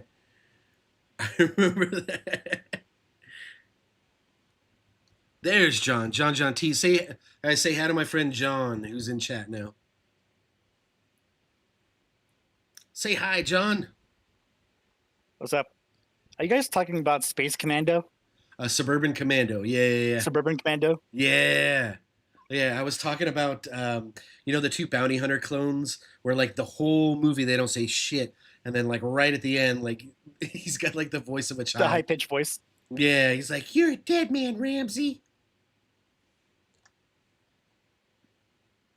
I remember that movie. I used to watch that all the time. Yeah. Horrible movie. But like I said, Kid Me will fight you to the death to prove otherwise. You had a core group of movies you used to watch over and over. Just a constant stream of Stallone, Schwarzenegger, Hulk Hogan stuff. Yeah. Dude, oh man. There's a Hulk Hogan movie where he's like a nanny. That one was pretty good too. Well, Kid Me says it was pretty good. Today Me is like, what is this crap? Dude, Demolition Man is probably one of my all-time favorite movies, man. I love that movie. I grew up with somebody whose dad was a transportation captain on it. Okay. Taco Bell or Pizza Hut? Which version of Demolition Man do you like? That's right. There were different versions. Like I think the European version had Pizza Hut, right? And the American version had Taco Bell. I heard it was a licensing issue. Yeah. Yeah, that it was. It's something that like I didn't even know existed until I watched a video recently where they talked about, like depending on which version that you watched, it had a different franchise that took over. And I guess because like Taco Bell and Pizza Hut are technically owned by the same conglomerate. Yeah, I think even Was back it then. Yum Brands? I think it was Yum Brands. Shit, I don't know.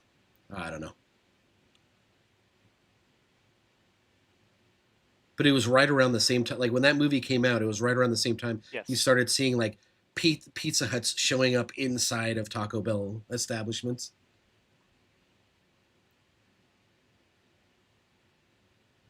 Nah, the UK version had Taco Bell too. Oh, okay. Trilly, how you doing, dude? Before I forget, man, I'm just curious. Did you end up buying the anniversary bundle? It's gone now, but I'm talking about the one that was 400 gems and 150 stones. I know I did not, and I had like a discussion about it earlier with the guys in here, and it was like a pretty wide consensus that like it was not very good value. It was too gem heavy. So I'm curious what you ended up doing.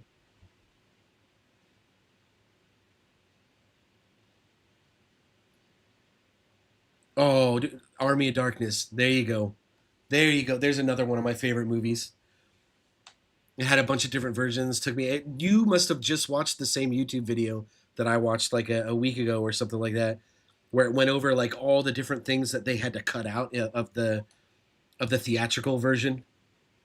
because I don't know, corporations got all corporation-y on it. Like there's supposed to be a sex scene, or at least like something close to it. I don't know how revealing it was supposed to be, but they took a lot of stuff out and changed the ending.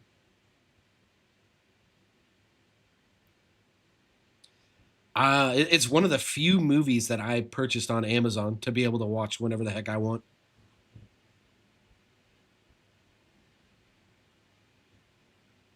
Such a quotable movie too. I don't remember. Like, did Sam Raimi direct that one as well?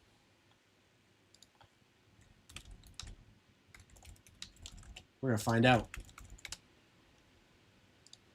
It's 1992. Holy, okay. Yeah, Sam Raimi. All right. And his brother helped write it.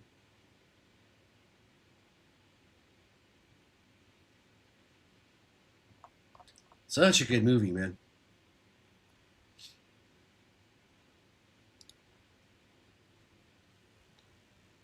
Now you kind of want pizza, dude. It was all part of my ploy. I'm actually sponsored by Pizza Hut. I hope you guys probably didn't know. I totally just mind fucked you into wanting pizza.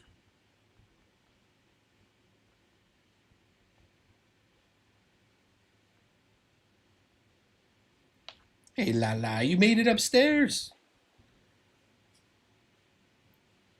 My pup's been having back issues the past couple of days. We've been giving her GABA Penta or whatever to help with the pain a little bit. She's getting old, guys. She's like 13 or 14 now. She's such a sweetheart, though. Man, she was around when I first met you. Layla? Yeah. Yeah, she's such a sweetheart, man.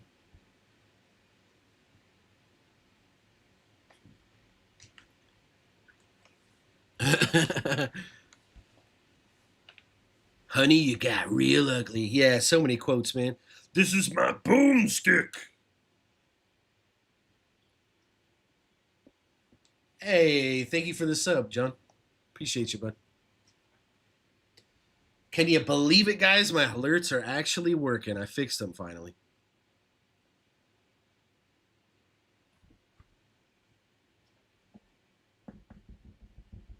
Yum Brands is selling off Pizza Hut. I'm not very surprised. Dude, Pizza Hut used to be the GOAT, man. We finished like a Little League game or practice, and then we'd all go out for Pizza Hut pizza afterwards. Like pan pizza was like nice and oily. And you subbed. Oh, man. Thank you so much, dude. I had it laying around for a while. Didn't know what to do with it. Wait, why does it say?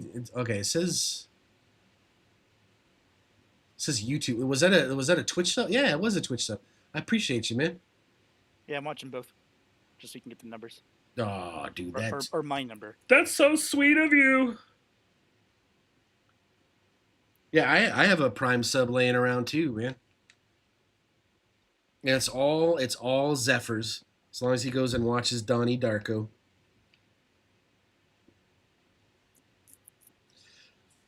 Oh man! All right, so we got like an hour and 10 minutes now until the new event, Meteor Shower. I was kind of hoping like they'd add Meteor Shower as like a new ultimate weapon, guys.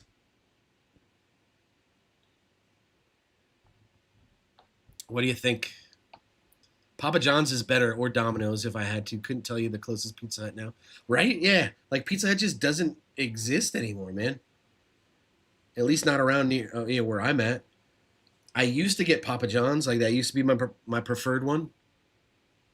I like their ingredients a lot more. But they don't deliver to me anymore. So when I do order pizza, it's Domino's. And Domino's quality has actually gone up quite a bit. But I get some weird toppings on my pizza, guys. I do like this chicken bacon ranch. Like you can replace the the sauce on your pizza. I replace the the normal red sauce with like this ranch substitute that they have. And I know it sounds horrible, but don't knock it until you tried it. And then I get like roasted chicken on there with bacon bits. And I think it even puts like some pepperoni on there too. And man, it's good. Don't put no pineapple on your pizza, bro. What? I don't know. I don't know why people hate putting pineapple on pizza. I don't put it on all my pizza, to be fair. Like a Hawaiian pizza, sure. I don't really like ham on my pizza. Like I'd put. So when I do get like a Hawaiian pizza, I'll swap the ham for pepperoni. I think it just tastes better. Pineapple ham and jalapeno with a really good white sauce is your favorite. Okay, white sauce is like that Alfredo sauce. All right, I'd mess with that. That sounds good. Zephyr, I told you about that like the pulled pork pizza idea that I had, right? Where it's like pulled pork with like barbecue sauce substituted as the pizza sauce with pineapple and something else on there too. Garlic Alfredo. Yeah, I don't think I've ever done Domino's white sauce.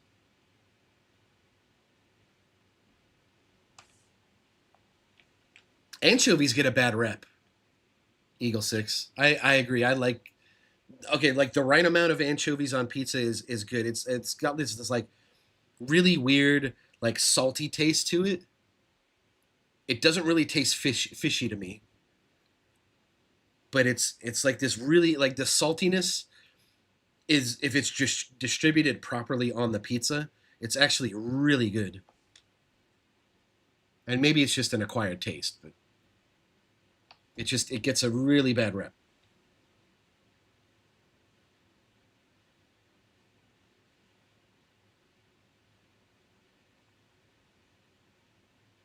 What's your favorite kind of pizza, Trelly, since you don't like pineapple on it?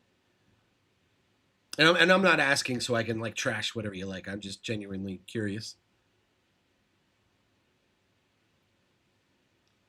Zephyr said from someone who works at Dominion whenever I need. Oh, Domino's. Okay. Domino's has gotten so much better in the past 2 years. Yeah, I agree. I agree. Like way better ingredients now.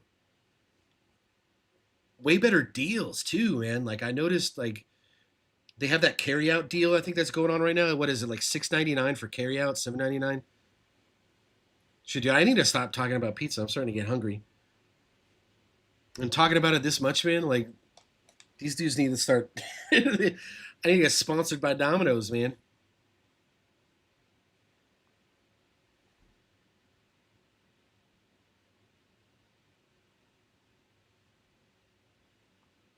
Try artichokes on your pizza. I think I've done that before. But it was on a white pizza. You had the garlic Alfredo. It was really good.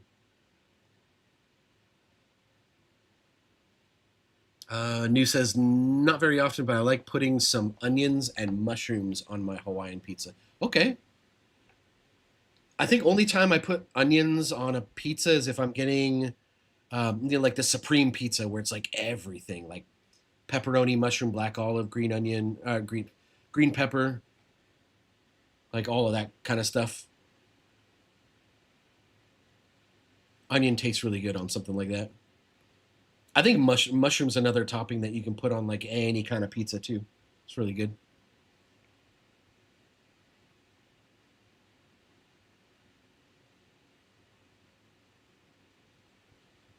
Ever since you moved up north, you can't chain pizza no more. You got to go to a local spot.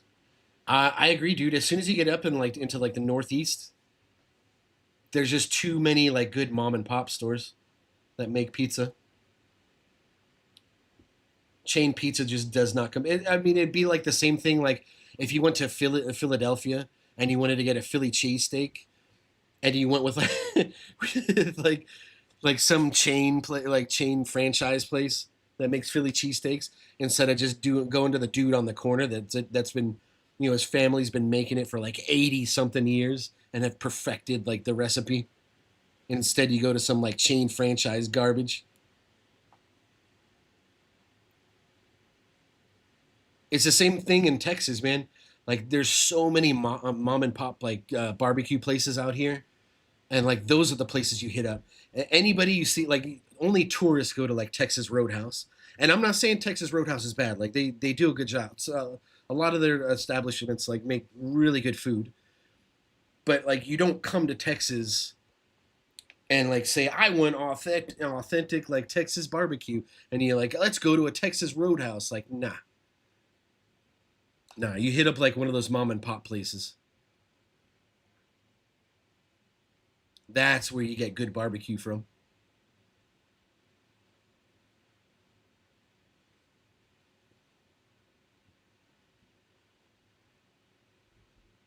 When you hit an anchovy, it's awesome. But yeah, no one does fish on their pizza anymore. I anchovies like the only the only fish that I would ever put on a pizza. I'm not a freaking Ninja Turtle, man. I'm not putting like sardines or like salmon on my pizza. That's just weird. Like French fries and Oreo cookies on my pizza, bro. Thanks. And a side of diabetes. That sounds like you don't like pizza. I'm just saying, like, people put weird toppings on their pizza, man. Anchovy is not one of them. Football deals at the moment. Just wait till 2 hours before. Oh, okay. I I have America brain, dude. When someone puts football, like I immediately think like American football. But yeah, I know what you're talking. Like World Cup football is what you're talking The about. oblong thing. Yeah. Yeah, exactly. Eagle Six. Like even here, there's deals on pizza. Like when USA beat Australia, there was like one of the local pizza places that were like, yeah, 20 cents a slice if USA beats Australia. Nah, Gall, I'm sorry, man. Like I haven't had a chance to take a look at Tower Smith. I pulled it up for a second, like last stream, and it for mobile users that do not have the opportunity to use Tower Rend or Project Rend. I recommend Tower Smith. I think it's a really solid option. It's something that you can pull up on your phone,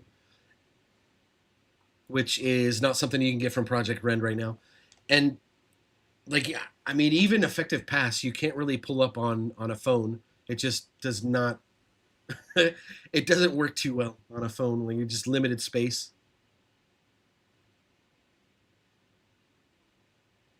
Granted, I've never actually attempted to use Effective Paths on a phone before. I do most of my tower stuff on with emulator on PC.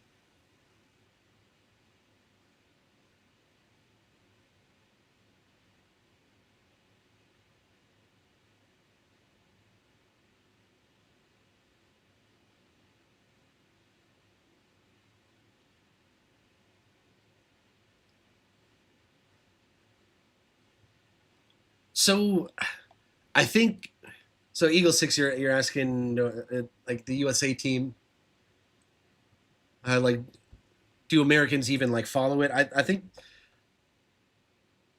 think European football has substantially grown in popularity over the past 5 to 10 years, especially with us picking like we stole like Messi, and Messi plays for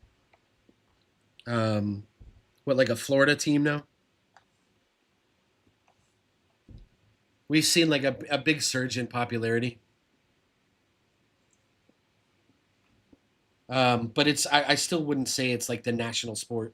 Like that still belongs to like American football and basketball. I say are probably like the two most popular sports in the country.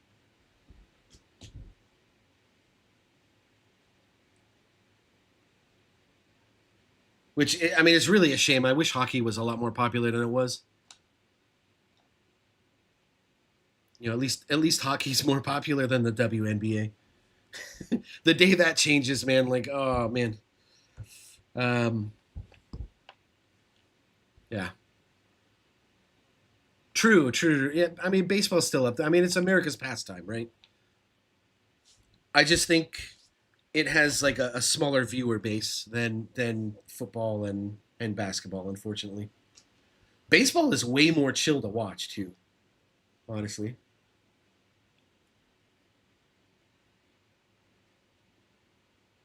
You just chill in your seat, you get yourself a hot dog, a nice cold beer. Overpriced hot dog and beer. Yeah, correction.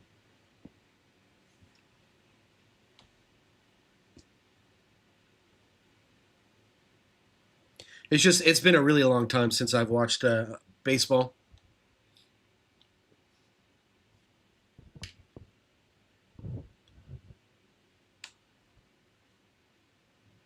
I made it to the Little League championships when I was a kid. I didn't make it to the World Series, but we actually our team got beat by the Northridge Knights, who won it that year.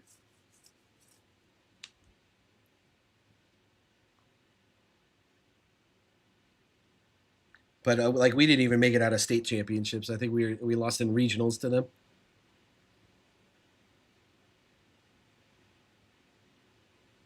Hockey has the most sports movies, dude.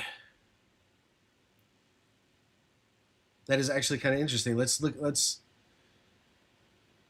Let us consult the almighty AI God.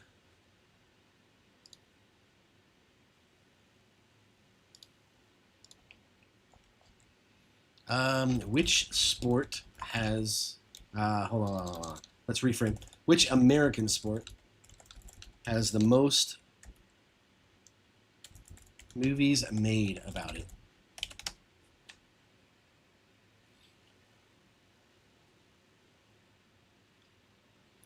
Hockey has the best sports movies, at least. True, dude. I mean, just look at Mighty Ducks, man.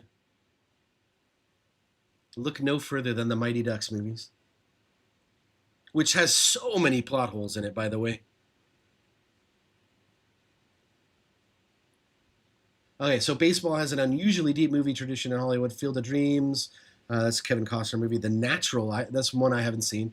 Bull Durham, is that another Kevin Costner one? With Tim Robinson? Sounds right. League of Their Own, that was with Rosie O'Donnell and Madonna and Gina Davis and Major League. Oh man, that one is a classic with Sheen.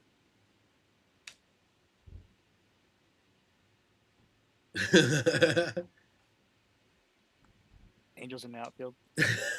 Fuck you, Jobu. I do it myself. Such a great line. Oh, and Sandlot, man. Can't forget about the Sandlot.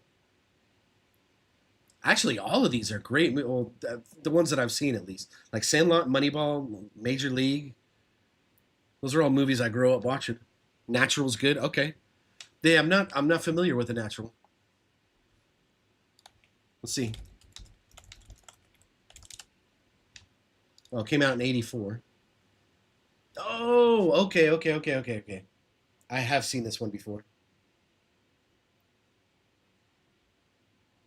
Has a scene where like he smashes it out of the park and it goes like the music is like do do do do do do.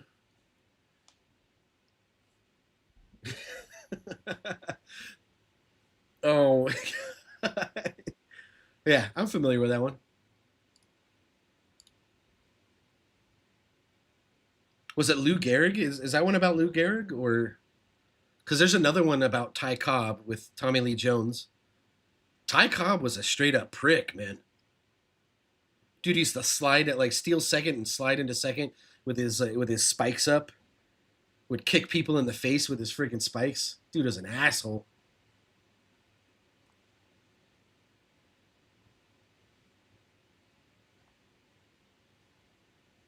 So they say the answer is probably baseball.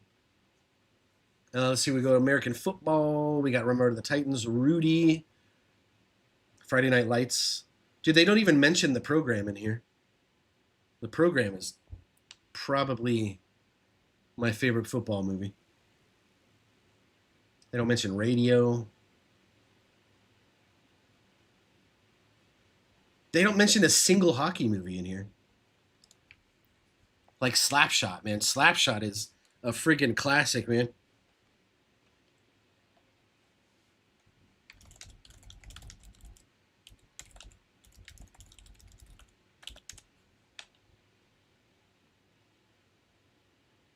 Yeah, there you go. There's Slapshot, Miracle, Mighty Ducks. All those old school baseball players were drunkards who got in fights. Yep.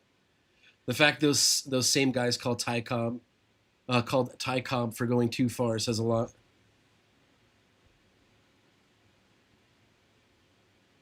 I agree. I don't know if you guys knew this or not, but Sam, the Tower community manager, their either grandfather or great grandfather actually played for the Brooklyn Dodgers, and they have their original jersey to prove it.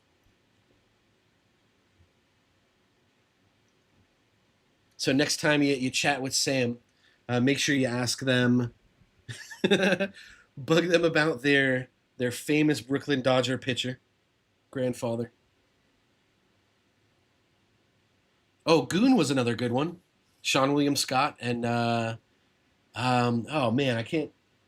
Guy that played like Ray Donovan or played Saberwolf in one of the Wolverine movies. I can't think of his name.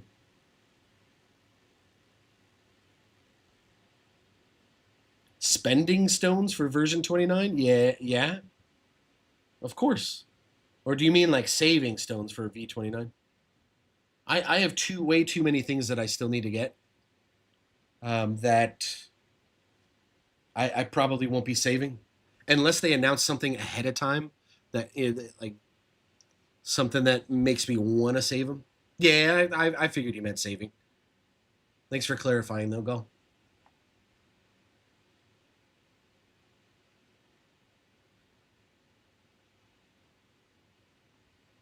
Other fan favorites: Mystery Alaska, The Rocket 9. I've never I've heard of Mystery Alaska. I haven't seen it though. I have not heard of The Rocket 9 or Youngblood. I mean, they list the other Mighty Duck movies in here though.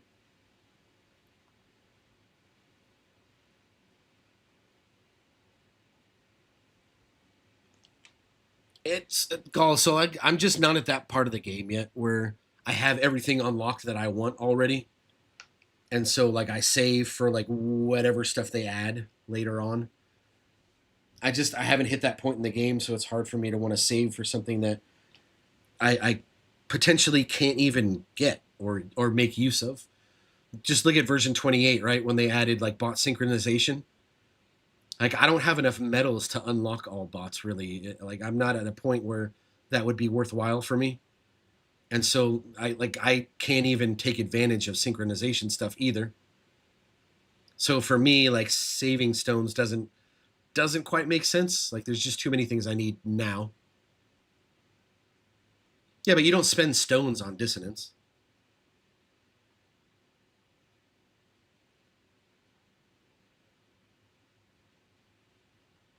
The funny guy, the funny guy from the Magic movie from Disney with the dancing broomsticks, is that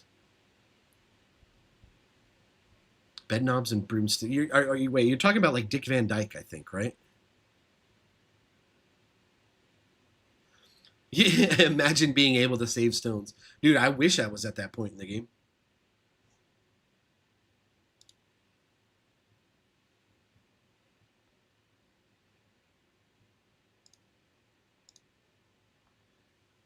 Oh, so let's get some music rolling since I'm not playing videos anymore.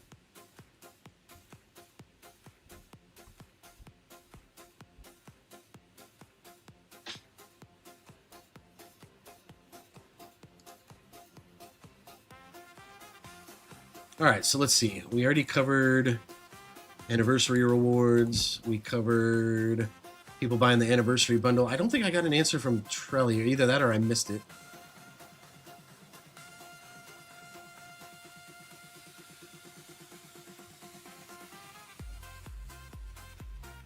I don't think he ever got around to telling me if he bought the anniversary bundle or not.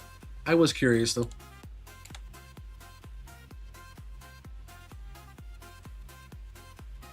Wait, which movie are you talking about? With Dick Van Dyke and Nick Cage and...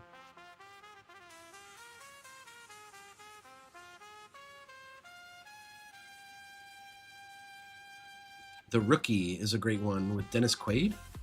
Wait, The Rookie? I thought The Rookie... Oh, no, okay, I'm thinking Rookie of the Year, the baseball movie. With,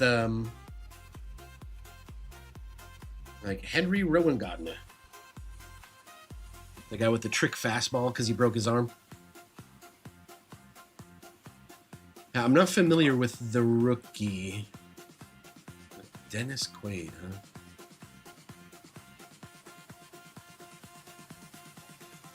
Wait, you're talking about Sorcerer's Apprentice? Wait, why? How did we go from how did we go from sports movies to Sorcerer's Apprentice?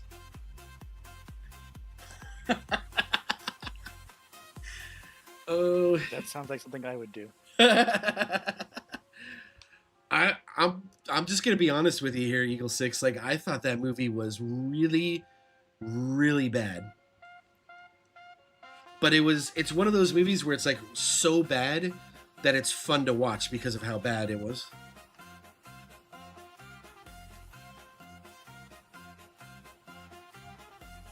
I really don't mean to hurt your feelings if it's one of your favorites, man. I'm sorry. I'm already regretting saying that. What I meant to say was, it's not a really, really, really bad movie that it's good. It's just not for me. Although it did have Alfred Molina in it, and he is such a great actor, man. I don't think anybody will ever play a better Dr. Octopus. And I saw something with him in it recently. Oh, it was a show on Netflix called The Burrows. It was actually mildly entertaining.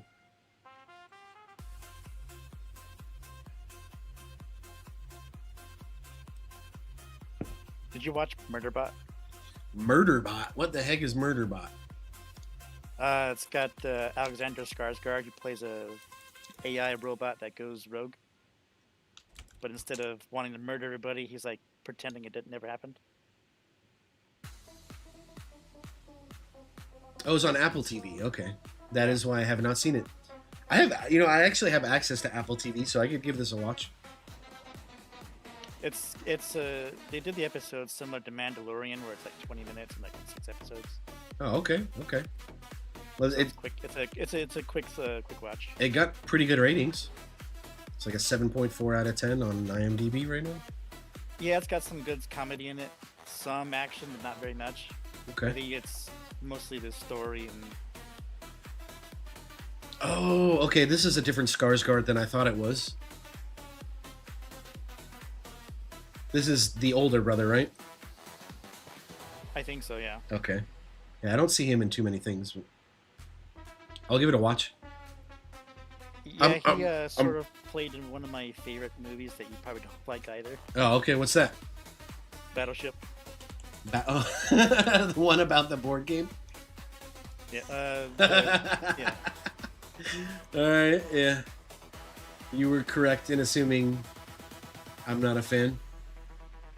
Yeah. Did you know his profile picture on IMDb is him without pants on? He's just shirt cocking it in a tuxedo. That was pretty fun. All right, that's legendary. Okay. Yeah, I'm running out of things to watch, man. Like, there's the new. I finished The Boys. I finished a few other things. Right now, I'm watching like the new Rick and Morty episodes that are coming out. I've been doing a little bit of like Vox Machina on Amazon. I told you guys I finished The Burrows. And then I've been legally watching new movies that have just come out. I made it like 20 minutes into the new Scary Movie, and I'm like, I'm not high enough for this. Did not find it funny at all. Oh, Andor. Yeah, Calculator. Andor is, God, it's so good.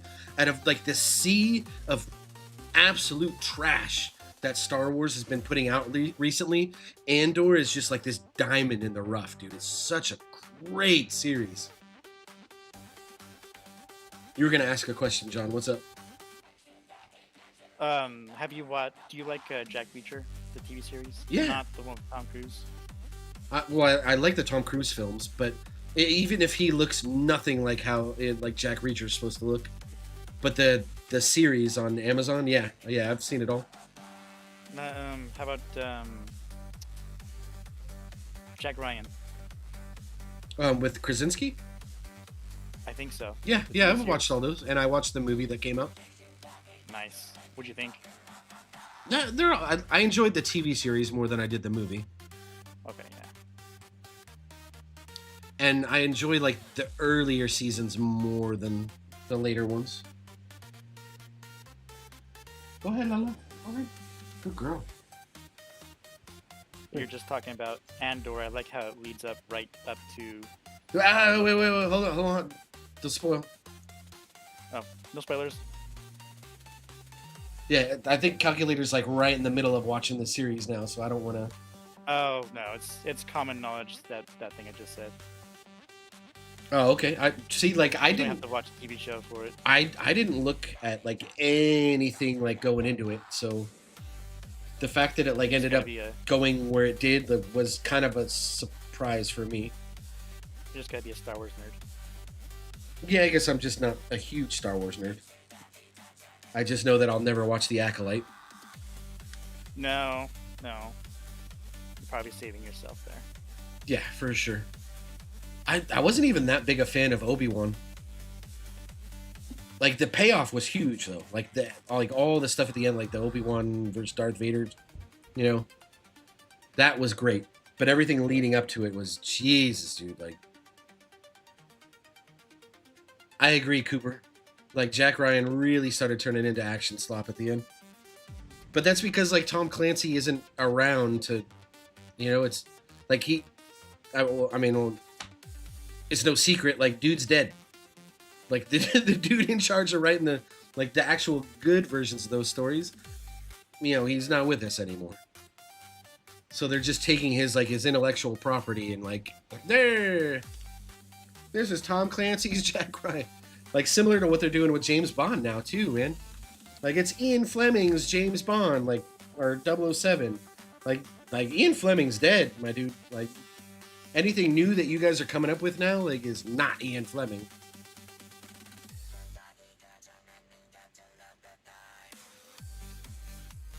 You know the guy who played Boba Fett, Temuera Morrison? Yeah, he's a decent actor. He wants to play Captain Rex from the Clone Wars if they go live action. So, I don't want to say he did a bad job portraying Boba Fett in the series that they did. Like he was great in all his scenes in Mandalorian, and then the Boba Fett spinoff was like like the epitome of like throwing up in your mouth. It was really not entertaining at all. And then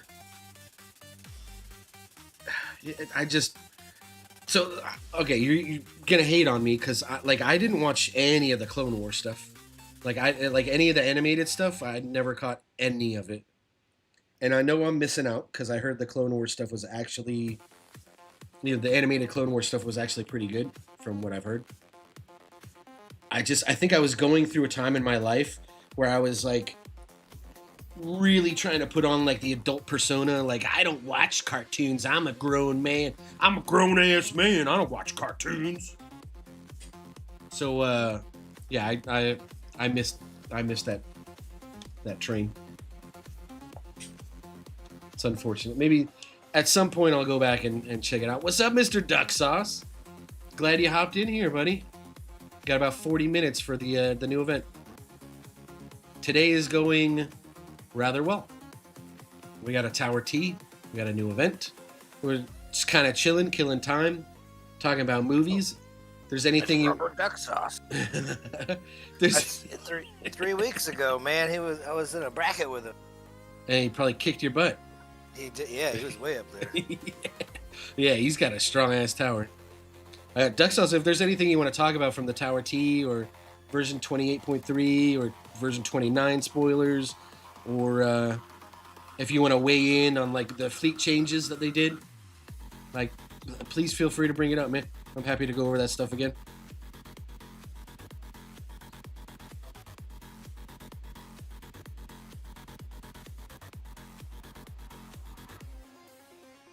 I feel the same way. I feel the same way about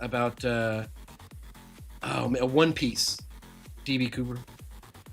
Like, there's just so many freaking episodes of One Piece, like especially if you include the filler episodes.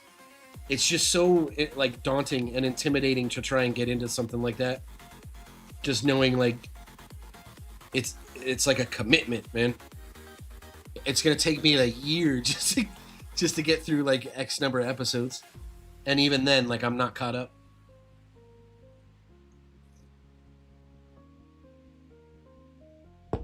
And then, okay, so you mentioned Landman as well, Eagle 6. Is that the one that's with Billy Bob Thornton?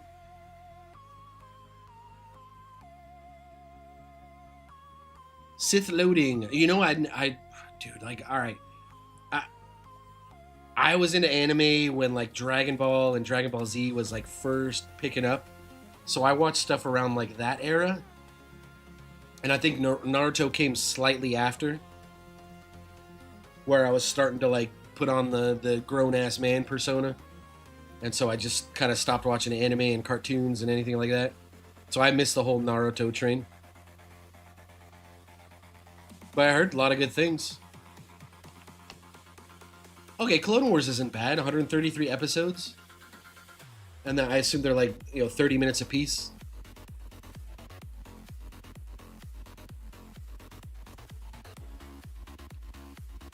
That's something I could do. Especially since, like, I mean, all that stuff is considered canon now, right? All the Clone War episodes.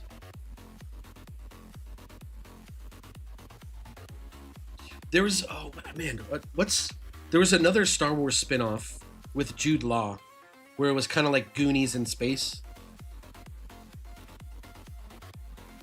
That one was pretty good. I thought it was, all right, it was watchable. I don't think it would, it's winning any awards or anything like that, but I was able to sit through it and I wasn't like, oh man, I'm wasting my time. Like, no, like I thought it was a decent watch.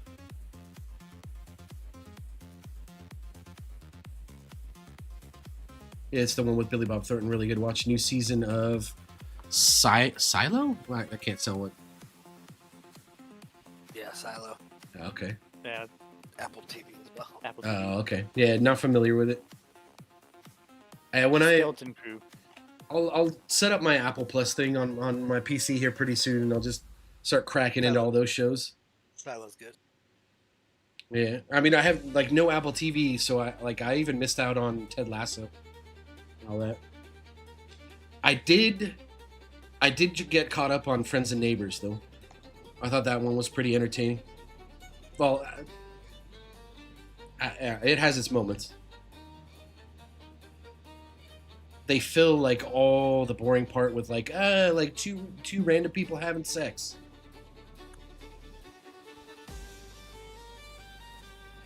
Yeah, if you check out Apple TV, make sure you try out The Gorge. You said, oh, The Gorge? Yeah, I just watched it a couple days ago and it's pretty good. Believe I've seen it. It's one where like America's on like one side of the gorge and they have like a Russian person on the other side of the gorge and they fall into the gorge and then they escape the gorge. Ruin the movie. I mean, not really. Like, there's all kinds of like subplots and weird shit that goes on. Fooly Cooly, yeah, I remember checking that one out too. That one was weird though, man. That one, Trigun. I forget what. It's a long time ago, man. Oh, shit. Why can I not think of it now? They just did like a live adaptation of it recently.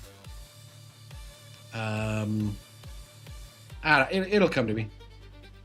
Spirit Detective. I can't think of the actual name, but he's got like the spirit gun and like his red-headed buddy named Kuwabara.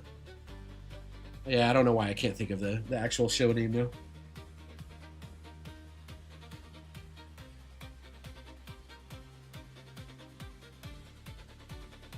Clone Wars has 133 episodes. Okay.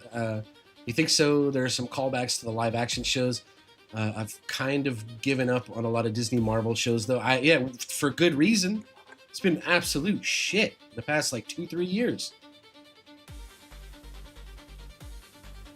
It's sad. Like Fantastic Four should have been amazing, and it wasn't complete utter trash, but it just knowing like how much better it could have been. Yu Yu Hakusho. Thank you, Duck Sauce. That's exactly what I was talking about. Thank you. Yeah,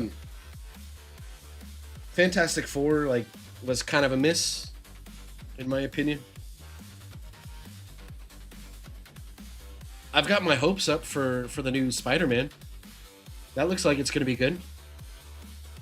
We finally get like an actual Matt Gargan Scorpion. It looks like the Hand is attacking him in like the trailer that I watched.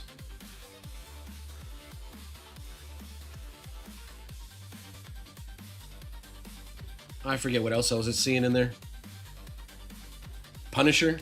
Oh yeah, we got some more Punisher.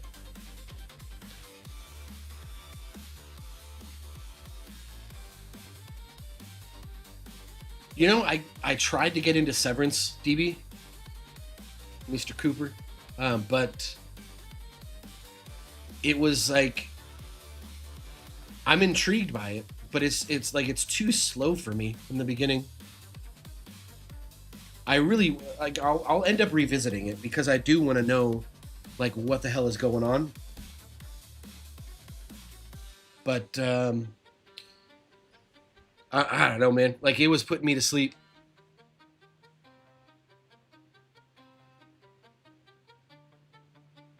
Oh, the new Daredevil. Yeah, I watched all of that. So Daredevil Born Again, if you're expecting it to be exactly like the Netflix version, you're going to be a little disappointed. It's still good and still worth a watch. But it's not on the same caliber as the Netflix series.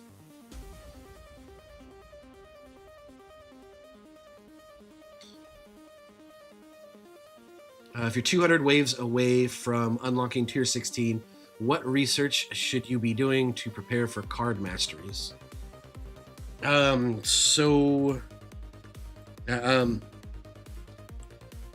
there's a lot to consider there because I don't know exactly where your tower's at.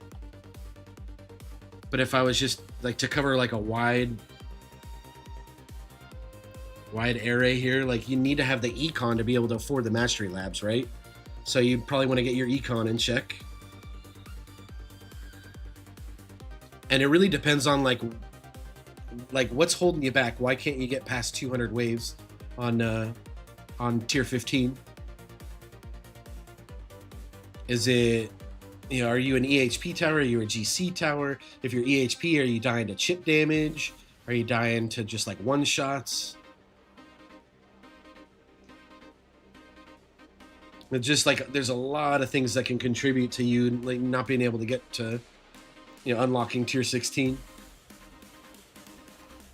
So if you got like a little bit more info for me, I'm happy to dive into it with you.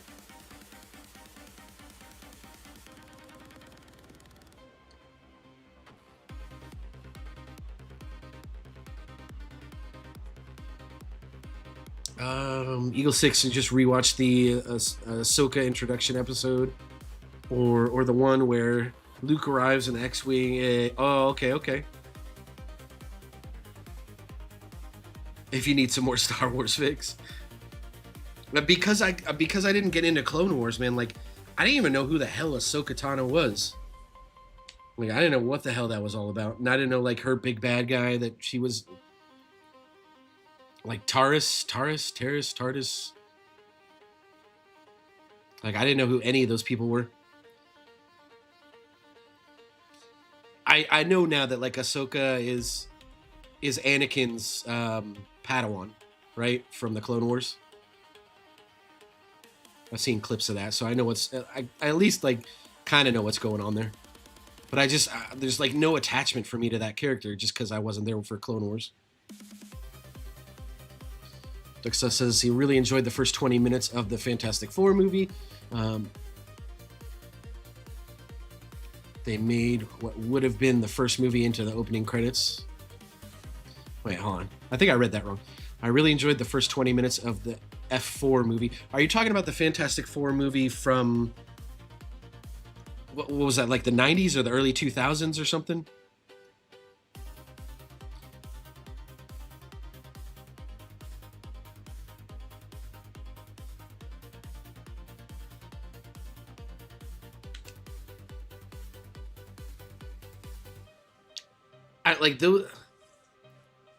That first, or wait, I'm completely forgetting about the other Fantastic Four movie, the one with Michael B. Jordan as Flame On Man, Human Torch.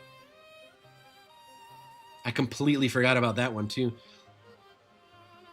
which was kind of an atrocity, if you ask me, man. Like, that one was so bad, and I still sat through it because I was just like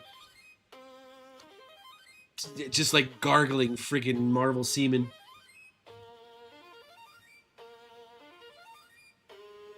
I mean, technically it wasn't Marvel then, right? Oh, I mean, okay, so it's Marvel property, but it was Fox that did it, and they're like, let's shit out a Fantastic Four movie, so we can cracking up, so we can keep the rights to Fantastic Four IP.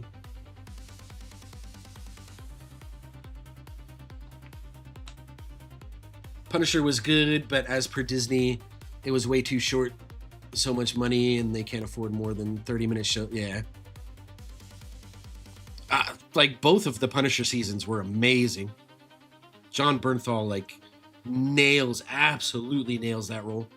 I couldn't see anybody else playing Punisher at this point. Like, dude is just on point.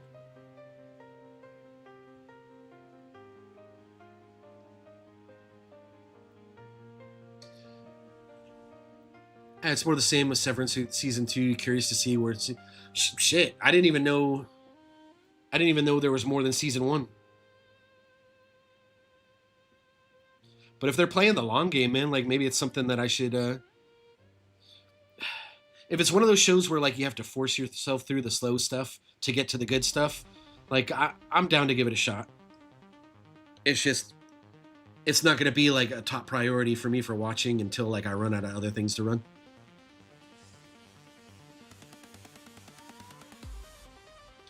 $700 trillion coins per hour for master. That's a good starting point. Like, you can get away with like 500 trillion coins per hour for masteries.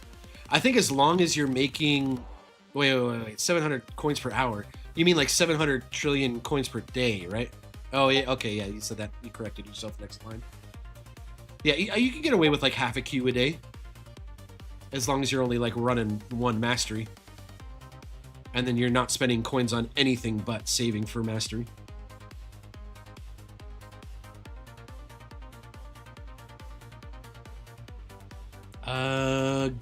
Gale, he said you're referring to towers in general.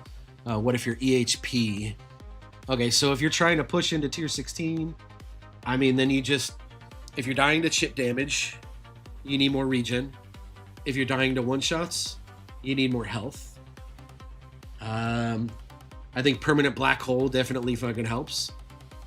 I think it's like the CC that you get from black hole just eliminates like a huge majority of the enemy types, right? Like, you don't have to worry about basics, fast, ranged, protectors, like tanks. All of that stuff gets sucked into black hole, and You don't even have to worry about them, right? You're just left with scatters, rays, vamps, bosses, and I think that early on in tier 16, like, or 15 or 16, you don't have to worry about fleets. So yeah, you're just worried about elites and bosses.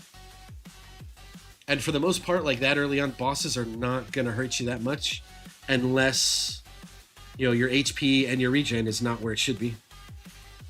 So you keep pushing workshop plus, keep boosting your health plus, your wall health plus, your regen.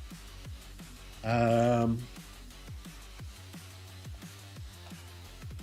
then just work on other forms of crowd control as well. You know, at that point, you don't have masteries, right? So you can't really worry about that stuff. You can't think about that stuff. So you're really just relying on your ultimate weapons for crowd control and percent-based damage. And yeah, I mean, like, Workshop is going to be doing your heavy lifting there, my dude. I don't know what tower range I was running at that point. Like, you want to run either like 60 or 90 meters, depending on your black hole size. If you can manage 90 meters and still have full coverage with 3 black holes, that's probably optimal.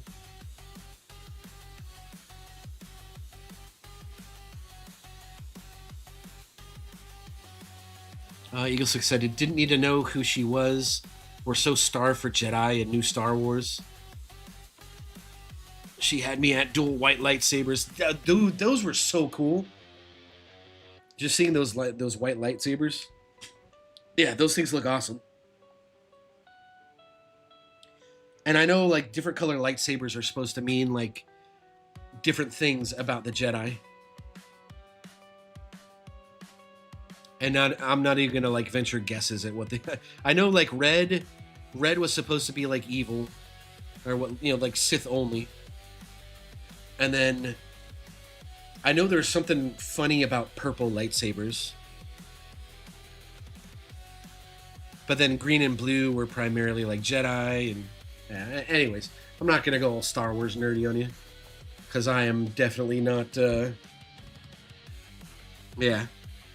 I'm not knowledgeable enough to kind of go into that stuff.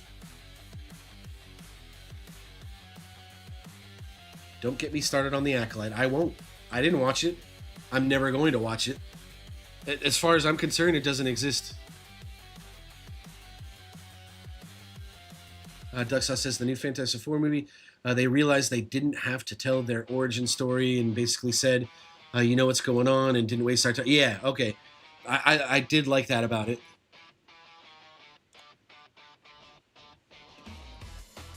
And they kind of learned that with, like, the new Spider-Man as well. Like, they didn't need to show him being bit by the Tom Holland Spider-Man. They didn't need to show him, like, getting bit by the spider. It's just, we know the freaking story now. You don't have to do it over and over and over and over. I think they even did it with Batman most recently, too. Like, the Robert Pattinson Batman, like, that... honestly, like, I thought it was really good. Especially after we got, like, shitty Ben Affleck Batman. Robert Pattinson did a great job, man. Little emo Batman who's, like, the world's greatest detective. It actually felt like a detective movie in a Batman movie.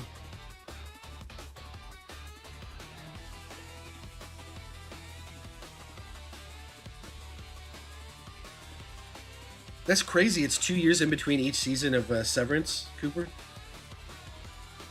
Because when I was watching it, didn't seem like it took... I mean, like, maybe they just need that much time to write it properly. But the scenes and the effects and everything, like, didn't really seem, that crazy. That it would warrant it taking that long. I mean, well, we got like 2 or 3 years in between, like, Witcher seasons. And granted, like, there's a lot of internal crap going on there. But honestly, like, I don't even want to think about Witcher right now. I'm so sad.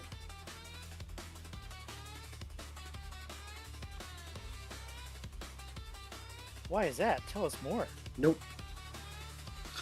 Nope. Hey, 20 minutes and we got the new event, guys.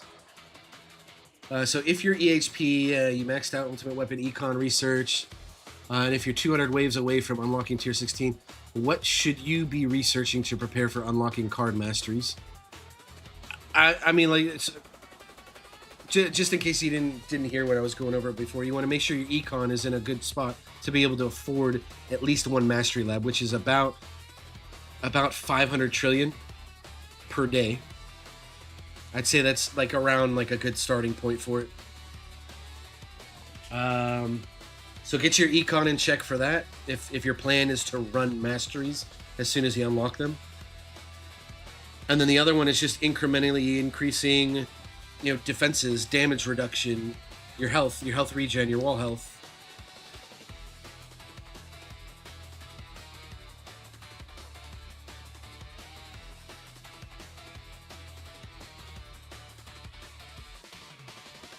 Eagle 6, you're not even done on all econ research yet. Always more econ research to do. Coins per kill, gold bot duration. Still need doing for me. And when you get masteries, there goes your labs for months. Yeah. Yep. I know exactly what you mean. And the fact that we only have 5 lab slots just complicates things, man. That's what I want in version 29, man. Give us another lab slot, guys. Please. It's time. It is time. Lab slot 6, dude.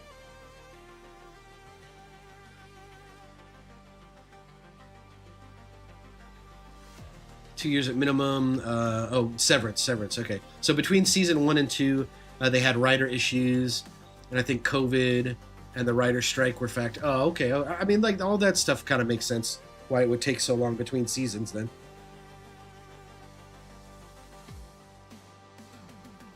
I keep forgetting the writer strikes were a thing, like right around COVID.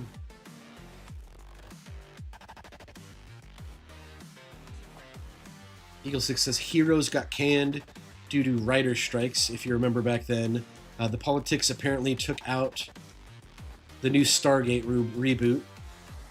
I did hear something about that. Like there were plans to do like a Stargate reboot, and I mean, was it like Amazon IP and like they just ended up gutting it?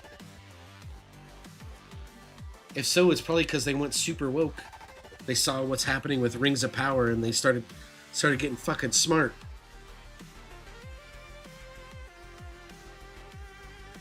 Like maybe we shouldn't have Galadriel kiss her great grandnephew or whatever. Elrond. That's so weird. So weird. It's like they didn't read the source material at all. Dude, this is like another show I don't want to think about right now, man. Oh my god. So many beloved IPs just getting butchered. You're not wrong. Yeah. And Stephen Colbert, like, I know he's a huge Lord of the Rings fan, but that dude just needs to stay the fuck away from it. Like, please, bro. Please don't touch Lord of the Rings. It's like the last bastion of good storytelling in the universe. Maybe don't make Galadriel so friggin' weak and prone to deception. Yeah, I mean, so there's an argument that could be had for, like, maybe she was easier to take advantage of because she didn't have her wisdom ring or Captain Planet ring.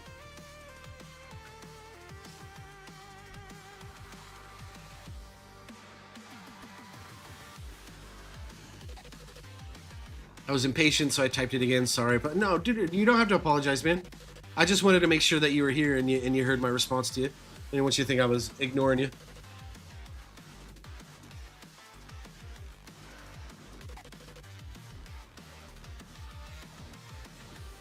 The lore behind the lightsaber colors is goofy and completely retcon from the original. White equals neutral, independent from Jedi and Sith. Oh, okay. That's cool. Yeah. I know there's like yellow lightsabers too. And orange, maybe. I'm basing that off of like the very little bit of SWOTOR that I played. It has something to do with bleeding the crystals and showing your true Jedi powers have bleed into the crystals. Ah. Eagle 6 says she apparently won 2 red lightsabers in a fight, and then she cleaned them to be white with a ritual. That's all right. That's cool, man. I mean, did they go over that in her spin-off show? Because if they did, like, I'll go and give that a watch, man. Like, I didn't watch Ahsoka.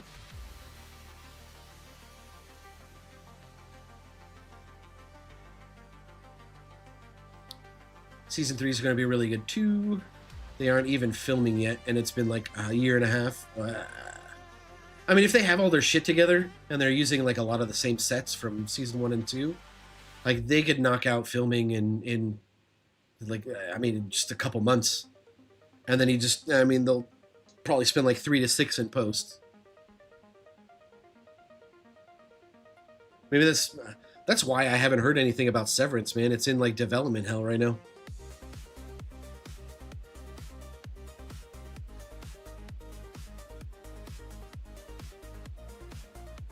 Luckily, the Buffy reboot got stopped.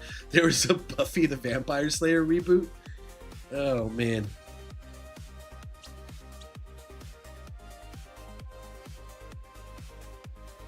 Honestly, like, people would probably watch. If they get someone hot to play Buffy again, that's all it needs.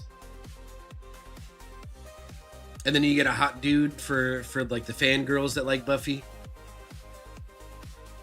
There you go. You got your audience. Oh my god, it takes place in high school again? Woo! Dude, you got all like the teens and tweeners and...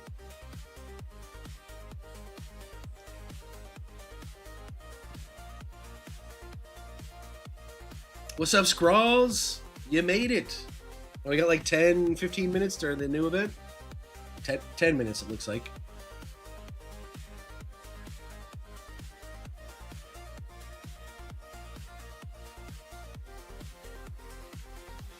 Your understanding is Sauron is afraid of her in the book. Honestly, like, okay, so Cooper, I don't read too many books. Like, I'll read articles and, well, you know, I've never sat down and just read a book in a very long time.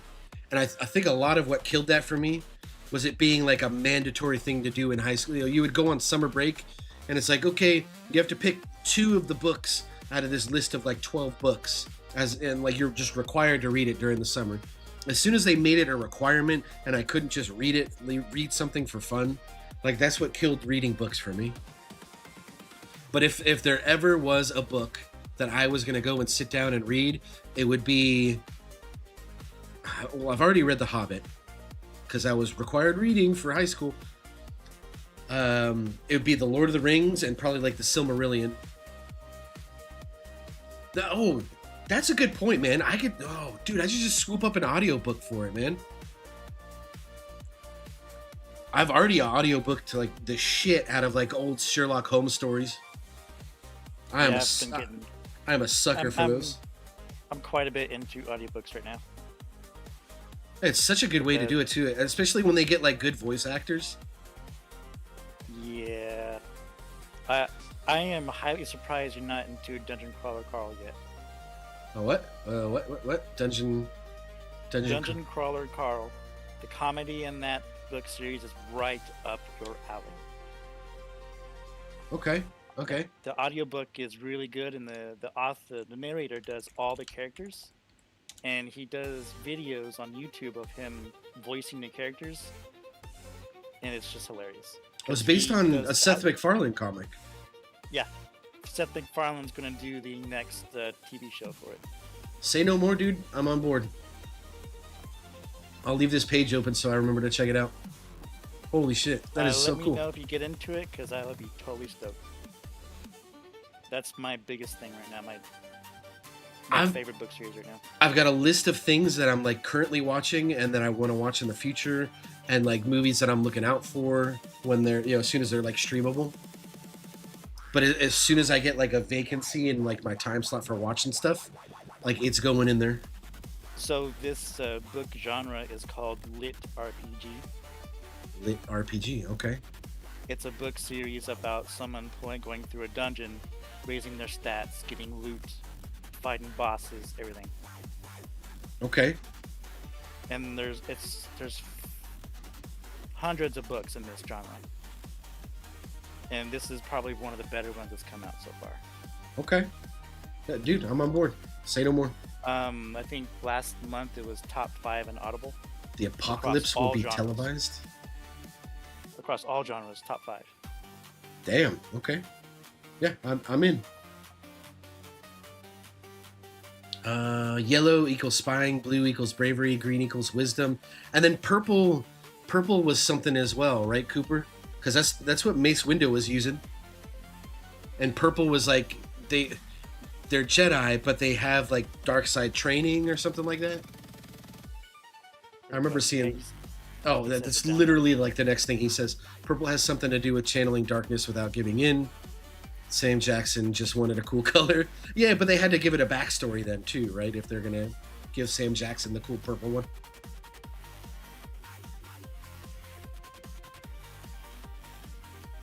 They covered changing the color on Acolyte to red color. Nah, don't care.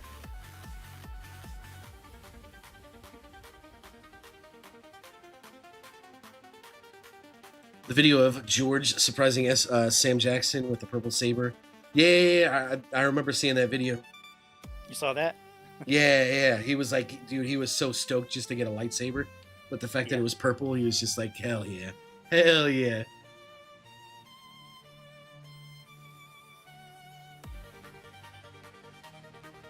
Reluctant to consider Acolyte. It's not canon. It didn't exist, Eagle 6.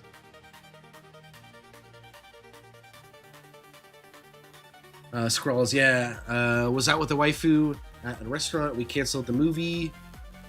We're both exhausted. I need your radio voice to chillax, dude. Thank you for my radio voice. And luckily you don't get to see my radio face.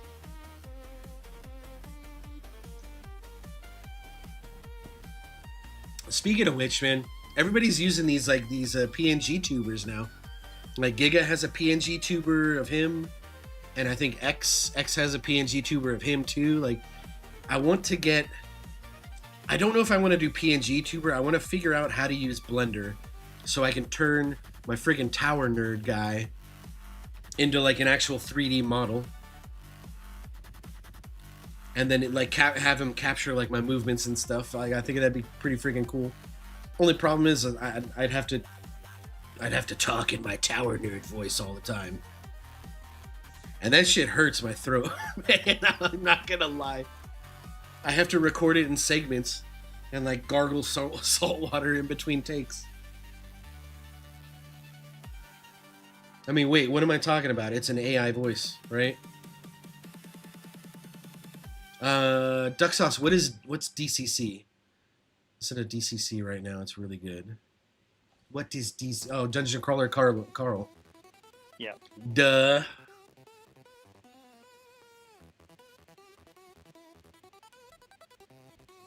Okay. What kind of rating would you give Dungeon Crawler Carl, Duck Sauce? Is it like a 7 or 8 or a 9? Lockwood & Co. audiobooks, but haven't listened to them yet. But man, like I saw Lockwood & Co. It's like a Netflix series too, right? Does the show do it any justice, or... It's just, I don't know, something about it didn't really pull me into wanting to watch it. Granted, at the time, there were like many other things that I was interested in watching. But it's still on Netflix, so I could, pretty much watch it anytime I want. That's right, New is my AI guy. I can use AI to generate. I honestly, man, like I have fun doing the voice though.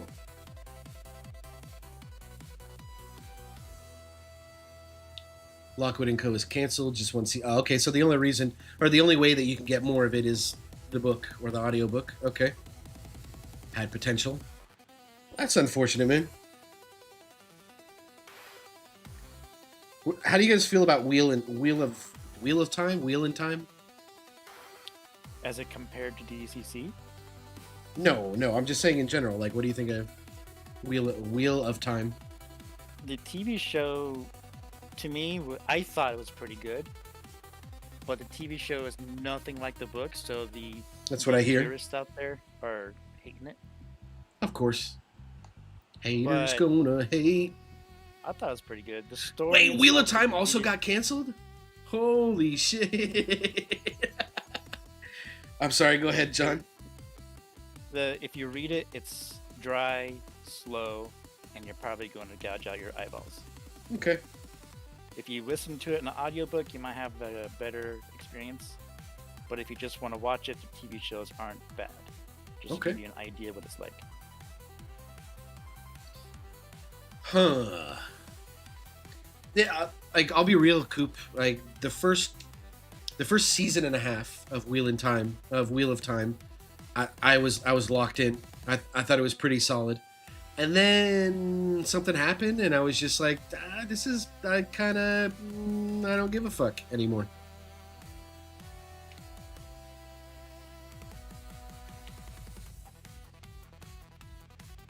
Yeah, like I don't feel like my time was wasted watching it. I didn't even finish the last season that they put out. Like that's how hard it lost me. It's kind of like The Witcher. I still watch The Witcher, dude. I don't care. Like I love The Witcher. I hate what they did to Cavill. I hate what they did to the series. I said I wasn't going to talk about this shit, you bastard. All right, so Liam Hemsworth, I think, played a very solid Geralt. Is he Henry Cavill? No. He's like nowhere near as good as Henry Cavill's Geralt. And I hate the fact that they made The Witcher less about The Witcher and more about Yennefer and Ciri. Like there is a good portion of the story that is supposed to be about Yennefer and Ciri and Cirilla. But I feel like it was too much about them. I'm so used to The Witcher just being like you're supposed to be looking over Geralt, like looking over his shoulder like the whole time. That's how I felt whenever I was, playing the games. Well, obviously, like because you're playing as him. And maybe I don't have a right to comment on this because I haven't read the books because I'm illiterate. Video games and movies are my reading now. You're happy that woke stuff is getting canceled? Okay, so I don't mind woke stuff being in the shows and movies that we watch. What I do mind is when it's being when I feel like it's being shoved down my throat.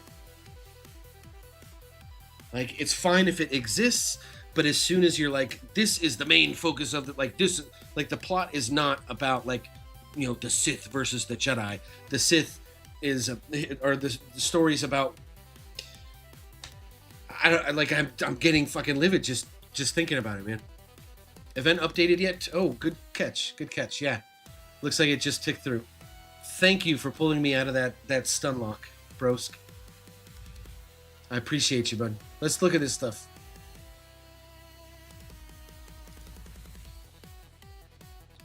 All right, so free relics. Actually, this graphic is pretty cool, right? The meteor shower. It looks like freaking sperm flying through space. Oh my god. And I wonder why I didn't get a freaking content creator code. Now I know. Alright, so mining drone. Free attack upgrade. Alright, that's not bad. Meteor impact. We got damage per meter. This is good for those Spotlight Plus enjoyers. Bad for everybody else.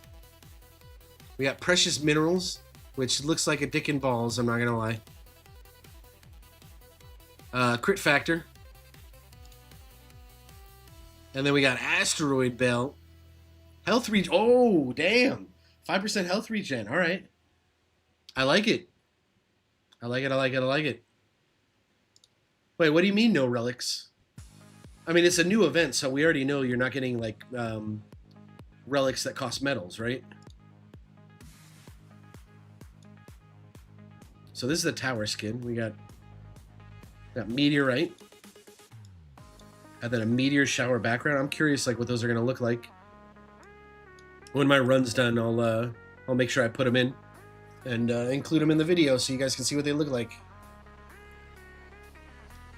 Revolving relics. Oh my god, I have all of them, dude. I get to keep all my gems. But let's go ahead and we'll look at them just for those that don't have them yet. Attack speed, that's a solid pickup for 600. Power glove. Ugh, it reminds me of Nintendo, man. Tower damage. All right, so these, the rare relics are solid. What about the epic ones? Retro camera, more health regen. And then we got Eternal Quest, Tower health. Hooray for EHP this time, guys. Look at that. Attack speed, health regen, tower health, all EHP friendly. That's really good. And then some tower damage for the hybrid and GC geeks.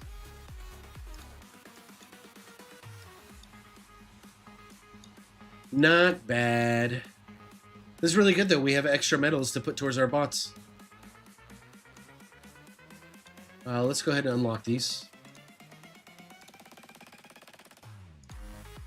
Because it is coin multipliers. Alright, that's that.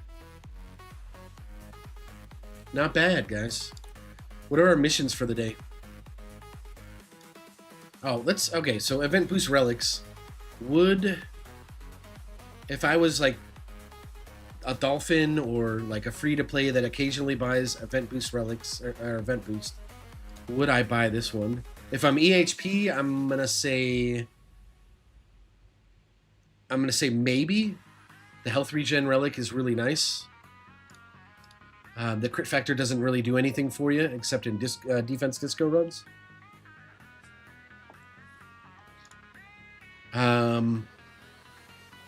Like if you're free to play, I think the only time you buy the event boost is when it's a coins relic or a lab speed relic.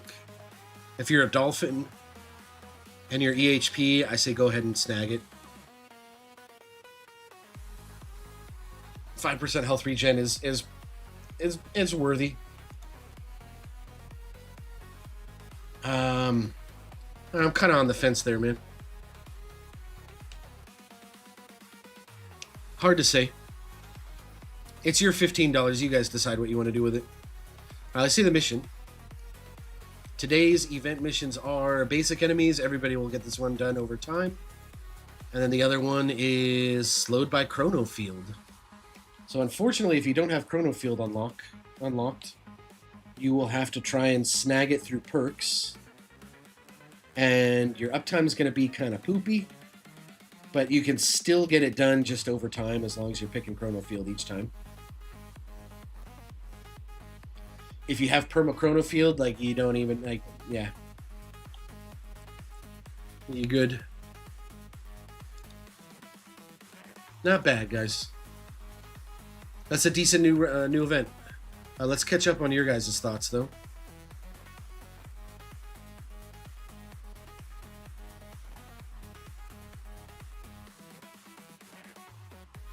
You were the same way. I heard the last season got better.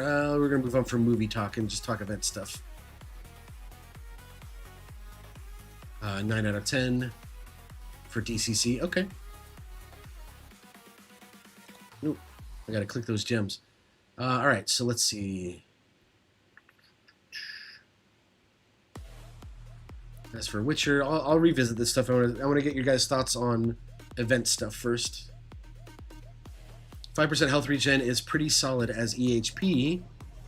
We never have enough regen. Yeah, I mean, which is why like the EHP meta later on now is moving away from like regen and sharp fort and is going more into like forms of damage reduction. So people are rocking NMP and OA rather than sharp fort and OA.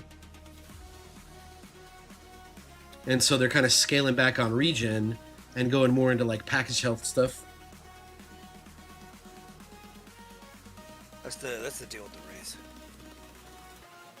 Yeah, like personally, I think the best way to deal with raise. So, damage reduction, great. Slowing their attack speed, great. Stunning them, great. But really, the best way is to kill them before they get a chance to hit you, which means just more percent-based damage. So you need a stronger smite because they have the same base health as basic enemies. So Smite actually scales really well with killing them. If you get a Smite +9, you're deleting half their HP already. Attack chip will help with that. You've got, at least in tournaments, you've got Pulsar Harvester can kind of mitigate them a little bit. I'm missing other things here. Yeah, but that's when you have all your stones spent and you're in Yeah. your next tournament and Razorwood's killing you, then that's how you deal with them. Yeah. In MP. Yep. Yeah, for sure.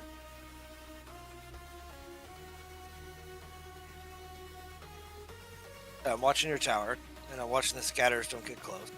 Yep. I look over at my tower. And they're still getting Scatters close? are still on me. Yeah. What's your target prio? Did you forget to change it? No, it's Elite's boss. Closest. Okay.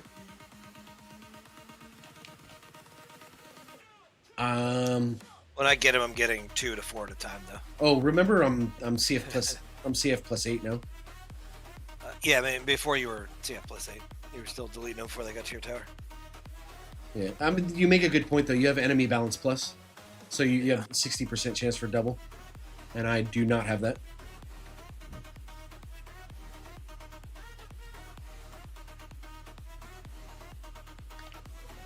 Bab Kinsey, welcome to the stream. He said, check your posts. I assume you're talking about...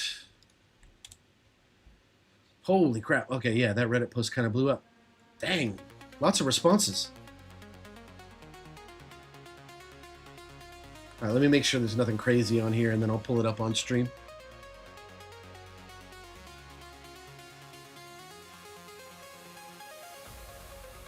I will go immediately to yours if I see you on here.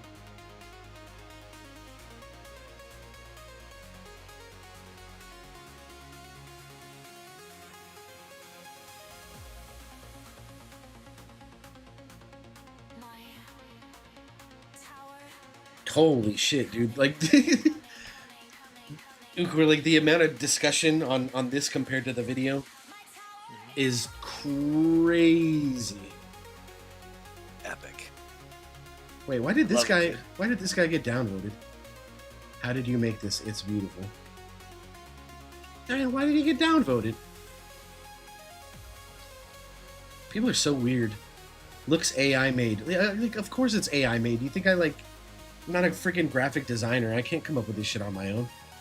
$20 gets me all of this freaking artwork that takes like 5 minutes to make. Or I could pay someone $1,000 freaking dollars to like artsy fartsy it.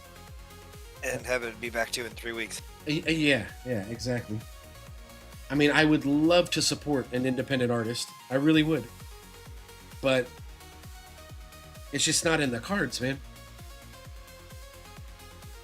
But anyways, like, I don't want to go down the freaking AI slop rabbit hole. Bab Kinsey, where'd you post? Is your post on like my actual video, or is it in the Reddit post? Holy shit, I have to get back to this. This is gonna take me like hours to go through all these posts now. Holy shit. Platinum said he'll review it later. Okay. Oh, it's Reddit, LOL. They easily criticize since they hide behind a keyboard. It's... yeah, I mean, but at least, like, you're kind of getting, like, an unfiltered opinion, right? Like, they're unfiltered, thoughts on something. So, like, there's some candor behind it. Even if it is, like the average Redditor IQ is, like, room temperature.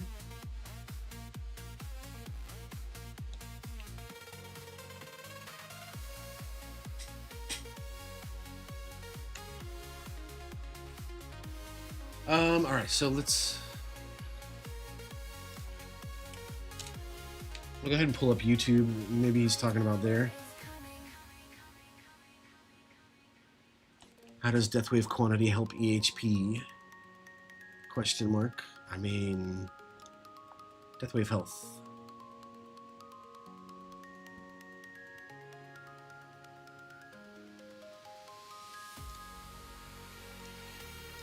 I'll respond to this guy real quick. Short answer.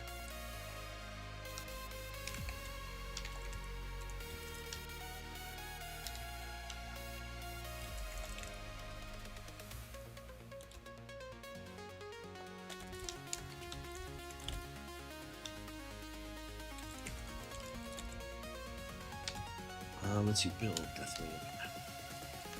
Build faster. Yeah, that's all he gets. Short answer, Deathwave quantity equals duration. More Deathwave uptime lets you build Deathwave health faster.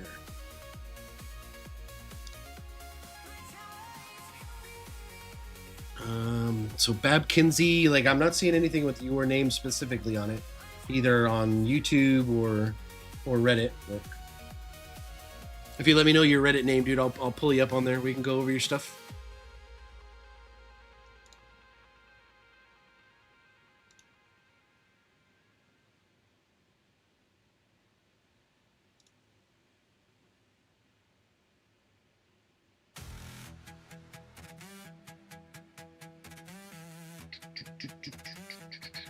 Ukor, did you finally get into Fellowship? Be able to play now? Yeah, I was able to play. Cool. I played a little bit. Right on. Just trying to get some of my kit. Looks like I might be joining you guys. On what, Fellowship? That's nice. Oh, right on. The girlfriend's coming too. She wants to play healer. She normally plays a healer on WoW. Oh, gotcha. B is normally our healer, so maybe like I'm usually there. maybe when we're playing with you guys, we'll Yeah, I'll play a DPS or something. yeah. And just let me know what you're playing, John, and I'll make something accordingly. Oh, I have no idea. I have to look at the game. Oh, okay. Tank, damage, I healer. just wanted to see what she wanted to do.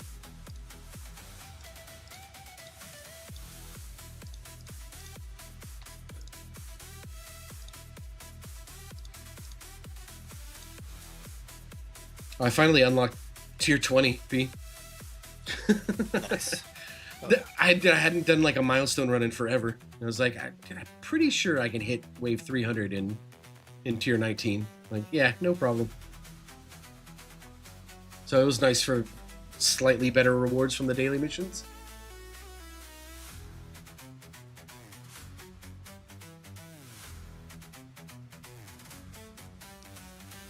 Scroll said, is unfiltered or just free maliciousness due to jealousy or other negative childish emotions? Honestly, like, you hit the nail on the head, dude.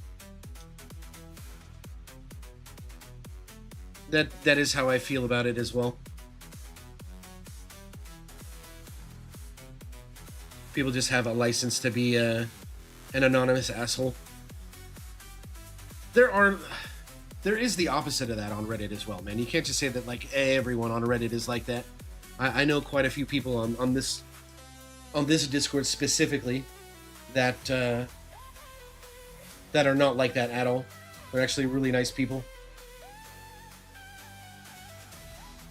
So I posted the infographics from my recent video, and I asked everybody, and then I put the comparison at the end.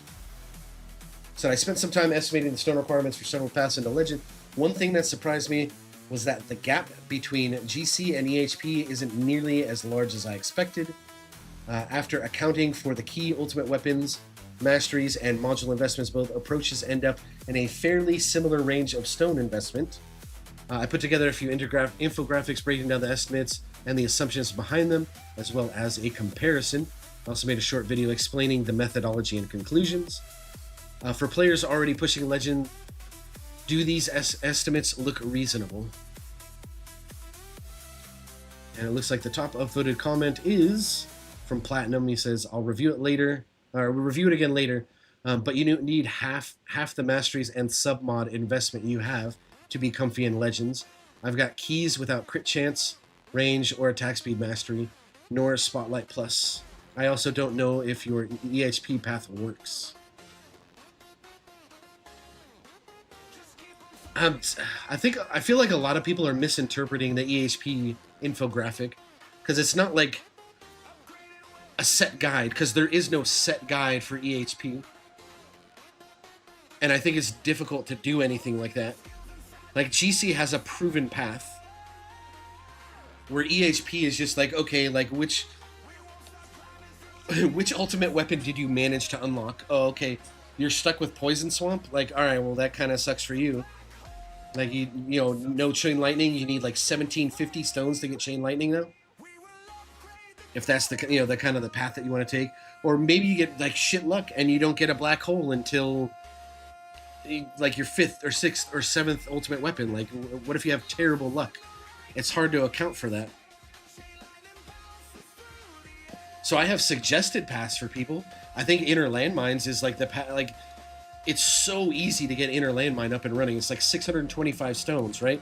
Which free to play, it'll take them maybe like a month, maybe a month and a half to get that. That's not bad at all. And the labs for that are short, especially when you compare it to like Poison Swamp or Chronofield. The labs for Poison Swamp and Chronofield are like 2+ months per lab. It's crazy. So does this setup, this free-to-play path, does this work to get you into Legends? Absolutely not. Like, there's no way this gets you into Legends. This is just like a path for a free-to-play person to suggestively take.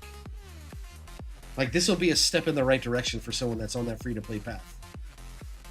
And then I see, like, Poison Swamp for maybe the next step up, or Chronofield for the next step up from that. Like, if you're whaling, you can afford, like, the crazy stone requirement of Chronofield, which is anywhere from like 6 to like 9k stones to get up and running fully.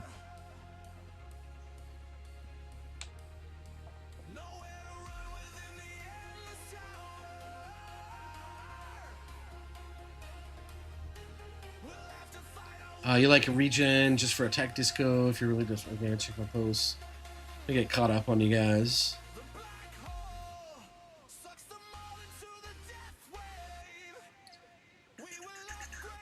Oh, looks like Eagle 6 is off to bed. Sorry I didn't catch you when you said that. Have a great night, Eagle 6. Thanks for hanging out and chatting with me for so long. You're a cool dude.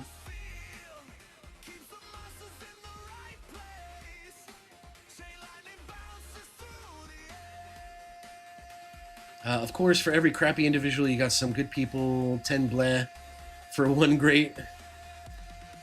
Speaking in a general sense. Okay, I got you. You find it unique and cool to actually simply do a comparison and try to write it down. So that's what I have a feeling a lot of these comments are going to be. Is like, oh my god, like, the math and comparison that you did is like not legitimate, or not, like, there are so many variables to take into account in this game. It is impossible to be like, do A, then B, then C, then D. Yay, you're in Legends. Like, it's not possible. There's so many other things to account for.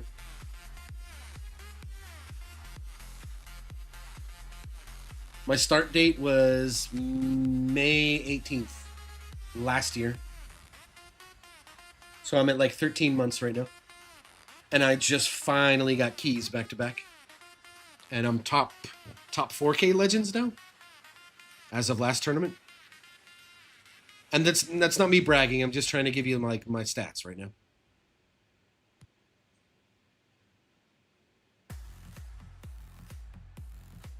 Keys are a moving target. Yeah, exactly. What you need now isn't what will get you keys in 3 months. I got keys while farming tier 14, but there's no way it even gets you into Legends now. Yeah, correct. Like, the goalpost is constantly moving. Because the players are constantly moving, right? So in my guild, right, there's a guy that said, like, I got into Legends like 8 months ago, but he hasn't been able to make headway on keys. Like, he's still bouncing back and forth between champs and Legends because the goalpost keeps moving for him.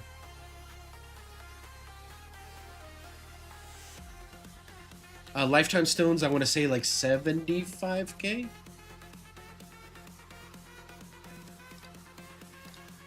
$75k.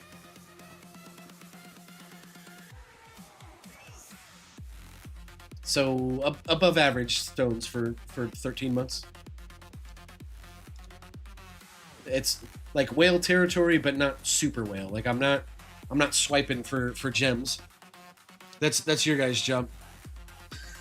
You're supposed to be helping me rush my labs, damn it. In 6 days, you'll be 1 year. Hey, congratulations, Scrolls. Hell yeah, dude, you get that first relic.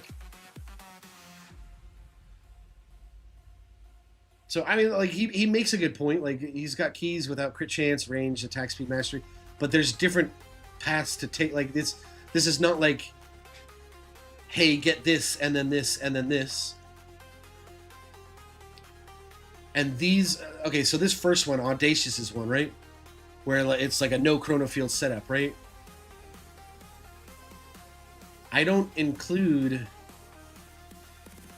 yeah, like I don't have attack speed, I have crit chance. And this is straight from his guide, right? Like he has a list of like which ones you should take first, and then after you get these like minimum core ones, then you go for the recommended ones. And so I think that's what he was saying. I've got keys without crit chance, range, or attack speed mastery, nor spotlight play. Yeah, you don't need any of those.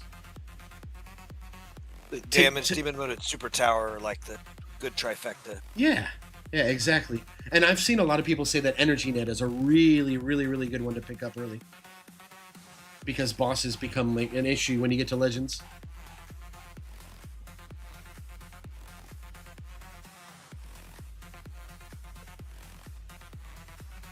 $7Q lifetime stones, 15K lifetime, or I'm sorry, 7Q lifetime coins, 15K lifetime stones, but you're free to play in about the same time. Yeah, so I mean, we could say that I've acquired maybe like 50 or 55K stones from swiping, and then the other difference is like maybe like the advancement that I've made through Legends to get the increased like stones per week from that. I'm probably being generous to myself there. It's probably more like, yeah.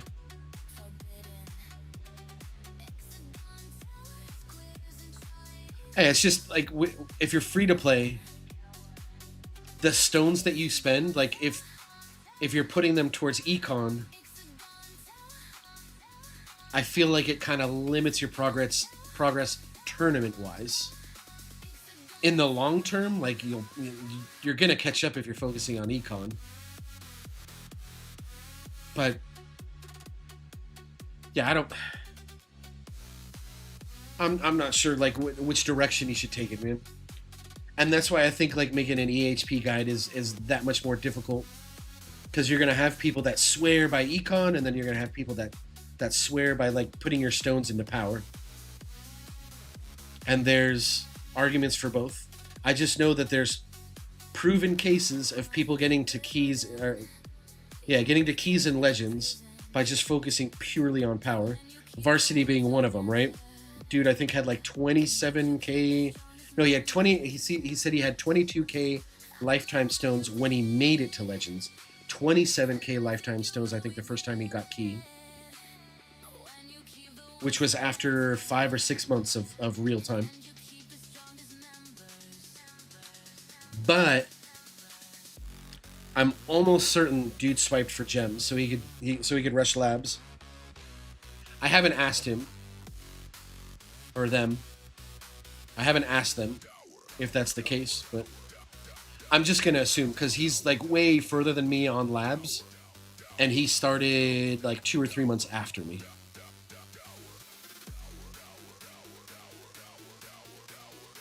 I think focusing on permanent black hole is a really strong thing to do in your case, brosk.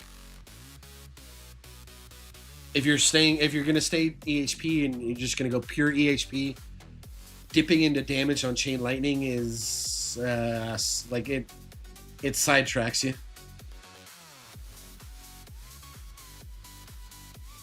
And I think it's more like a hybrid approach.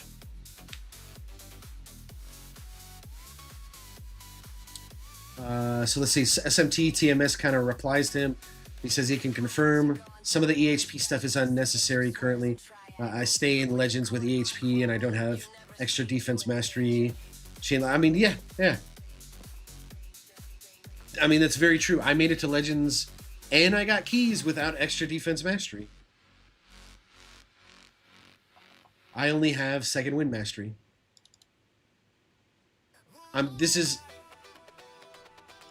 Hold on, I gotta restart freaking playlist so we don't hear somebody else's garbage.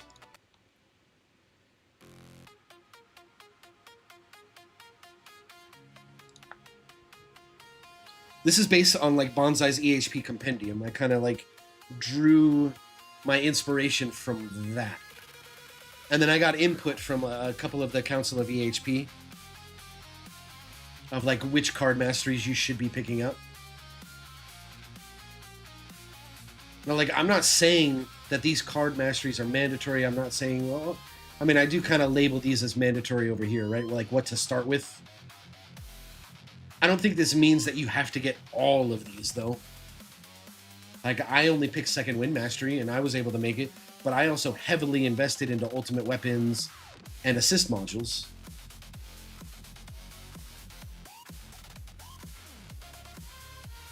I'm just saying, like, these 4 are, like, the strongest options for EHP early on.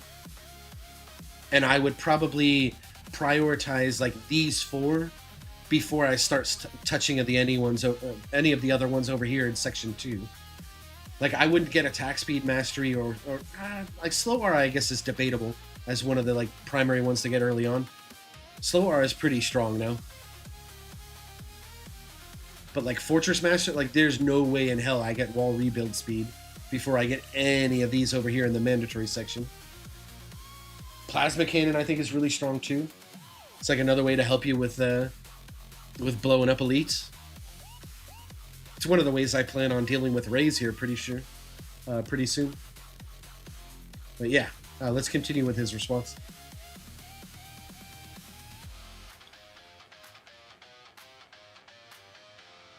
So he doesn't have extra defense mastery, chain lightning, ILM, or any of the extra masteries listed.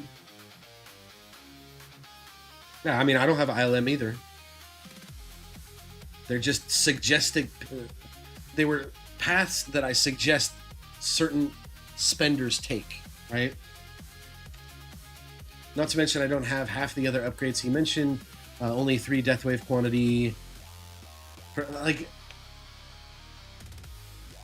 I think a majority of these responses and comments are going to be like anecdotal evidence. Like, well, I didn't need this, so like that means like nobody else should need it either. Well, like, nobody did things exactly the same way that you did, my dude. Sure, you can get by with 3 Deathwave quantity. I'm just suggesting that you take like at least 1 more. Right? What did I say up here? I said like 4 yeah. I thought 4 quantity was good. 4 quantity equals an extra 16 seconds duration, right? Because each death wave is an extra 4-second duration, is what it equates to. So it's way more uptime.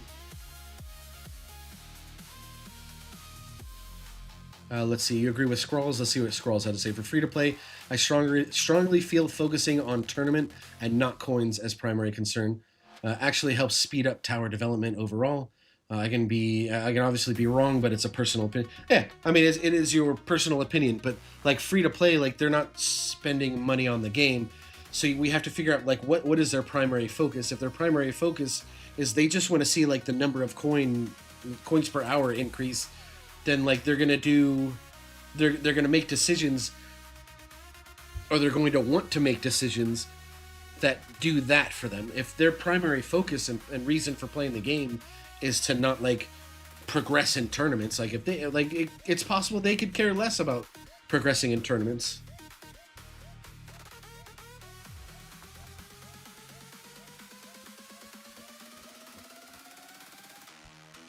Hey, what's up, Tags? It's good to have you in here, man. Good to see you. And Alf has joined the party. Hey, aren't you usually asleep by now, man?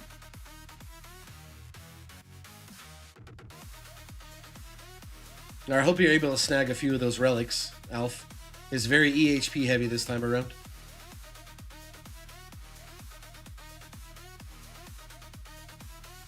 Permanent Chrome Field achieved with 2.5k and module sub effects. I mean, yeah, like assuming you have really good luck with your, and you have to have an ancestral core that's decent enough to use. In EHP's case, that's Prim C, and then you have to roll the sub effects for it as well. So you're committing 3 of your sub effects to Chrono Field. it does make it considerably cheaper to get permanent chronofield that way. But what are you ignoring to get that?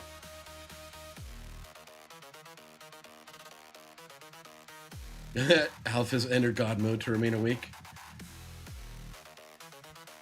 Reddit. I mean, I'll post it in chat here.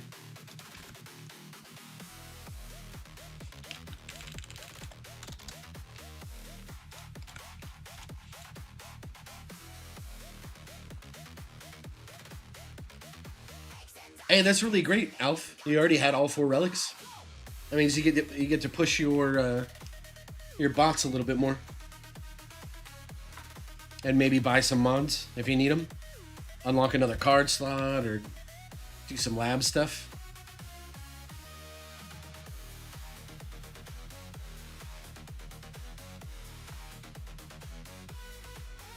You could turn off poison and permanent poison swamp, get like 20 less waves. I've only unlocked the epic ass mods, no upgrades. So if you're whaling, yeah, all that would be good, but that's only if you want to be top legends with EHP. Again, like this graphic is not for top legends. Yeah, I think people just misinterpret like the EHP infographic a little bit.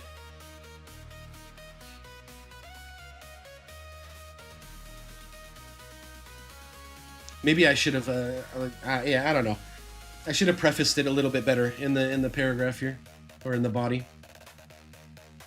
Also, it's worth noting that at a certain point, the EHP bottleneck is Flamebot and BotBot for damage reduction, not small 10% upgrades with stones.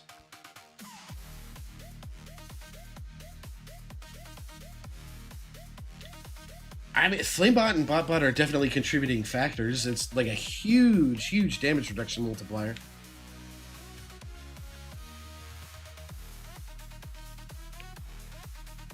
And it just depends on like what your bottleneck is. I'm willing to bet this guy's bottleneck is probably ray damage. Maybe even bosses.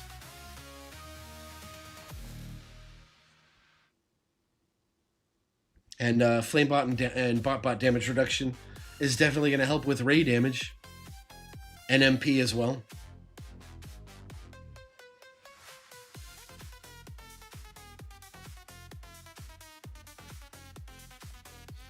I think you got to ask if his AI model is working. Well, yeah, like I didn't have the AI. The AI may have generated this module or this infographic, but it was based on numbers that I provided. So I don't know. Maybe stupid human brain is not working.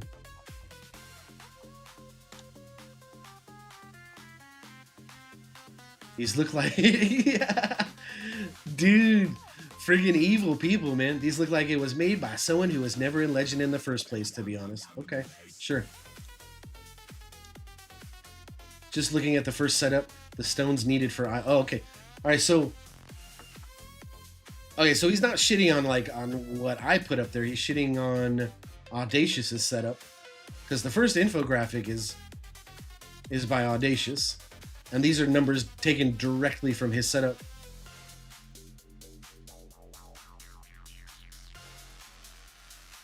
And I agree, like you should only be putting like a minimum of 625 into ILM to start. But I am almost certain that Audacious says that he puts in some damage. So that's why it's 1500, not 625.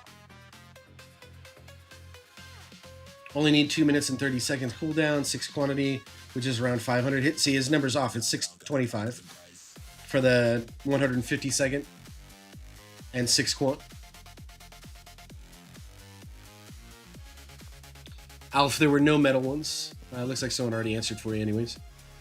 Calculators EHP already have damage plus. But your EHP and you have damage like the damage mastery card? Okay. Which card mastery should I get next? Super Tower. Dude, you're asking about like GC. I think you meant to say that you're GC and you already have damage mastery. That's got to be it. Which card mastery should you get next? Super Tower Demon Mode or Energy Net. The goal is to improve defense disso runs. Oh, okay. All right. Man, I needed to finish reading your statement. I think it's crazy that you're buying card masteries just to simply improve your defense disco runs, man. That's what I think. Like, I don't have an answer for you. Like, Tags would probably be able to better help you out, or one of like I think maybe Duck Sauce's GC or Hybrid. He might be able to give you a little bit better advice.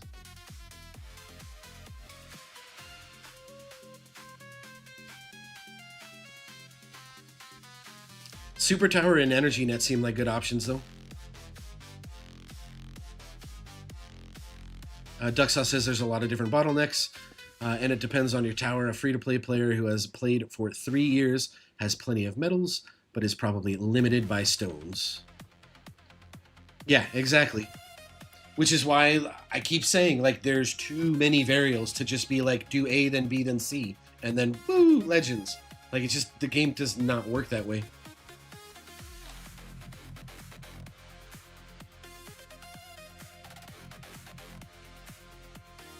Order of priority for Flamebot upgrades. Jesus, dude. Like, I set and forget mine quite a while ago.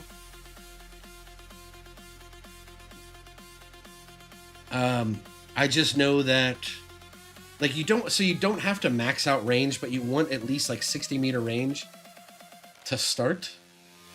You want as much uptime as possible. 10 seconds being the absolute minimum. Or I guess absolute maximum. Meaning, like, you want at least 20 levels in the cooldown lab, right? And then throw all your stones in it. Like, you want it needs to be between like 5 and 10 seconds. And then damage reduction, obviously, you want as high as you can get. And then obviously ignore damage on Flamebot.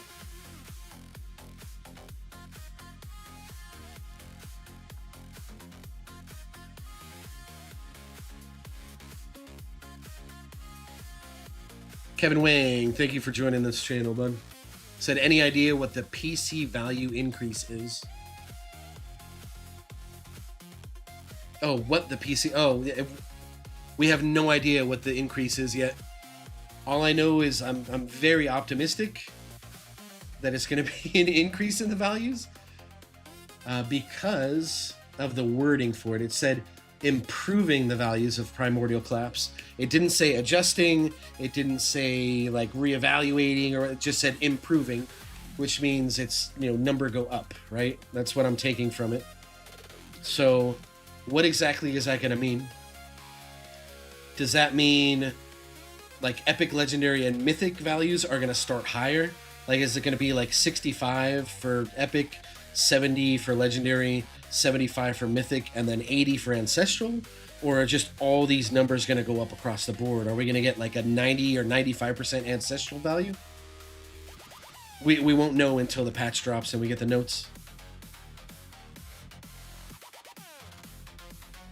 Ukor brought up a good point earlier too. Like, it could just be a black hole size increase, in addition to like spawn +1 black hole size increased by X amount or whatever, or a static value, and then we have the damage reduction values.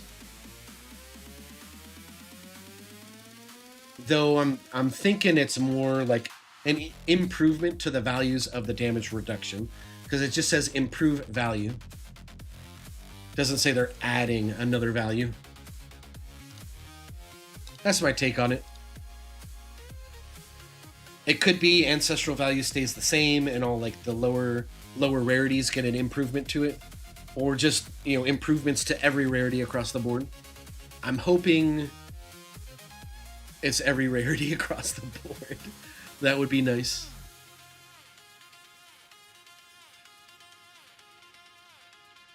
Sith Loading asked, would you or anyone in the chat know of any Thunderbot effective patch sheet? No, I do not have one. Although I could look at a private conversation I had with the Holy Council of EHP dude, because they maxed their Flamebot and then they went into Thunderbot Plus immediately after. And because they weren't really making it too far, they're getting keys regularly, but they're not getting over like 2K waves in Legends yet. They said that's kind of the threshold for where you want to start investing into Thunderbot Plus. You want to do Flamebot Plus and then BotBot, or not Flamebot Plus. I'm sorry, Flamebot and BotBot to kind of buff the damage reduction value there. That is like the incremental step, and then once you're starting to get like 2K plus waves in Legends, then you'll start taking a look at Thunderbot Plus. But let me scroll up, see exactly what they said. I tried Thunderbot Plus, maxed it out and tweaked it several ways. I have roughly the same amount of medals as you, but he ended up swapping and putting it into BotBot Plus, or into BotBot. He got more waves from BotBot than he did from Thunderbot Plus from where he's at.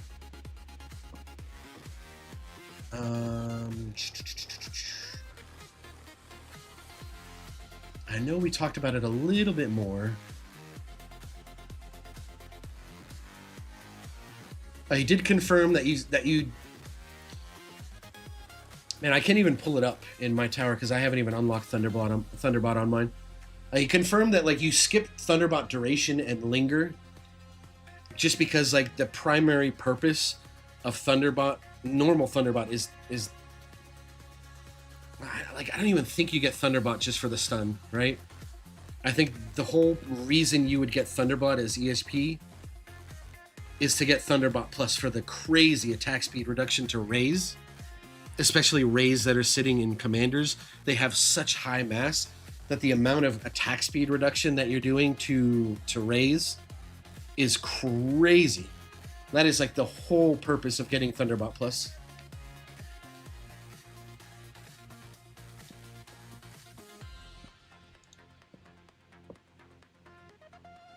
And I'm actually pretty close to swapping from, oops, wrong menu. So my Flamebot is good. Pretty soon here, I am going to respec. I'm going to do everything that I did here with Flamebot, except I'm going to lower my range to free up maybe like 20 or 2,500 medals. And then everything that's in Goldbot right now is going to go into BotBot. And I'm going to go with about like the same range that my Golden Bot's at right now. BotBot's going to be about 61 meters. I want to get my BotBot bonus as high as possible. And then I'm going to put the rest into cooldown until it's maxed out. And then I'll start focusing on duration so I get maximum uptime. But I think bonus is the most important stat on BotBot. You know, once you get it consistent, once you have about like 50% uptime on BotBot, like you want your the bonus on it as high as possible.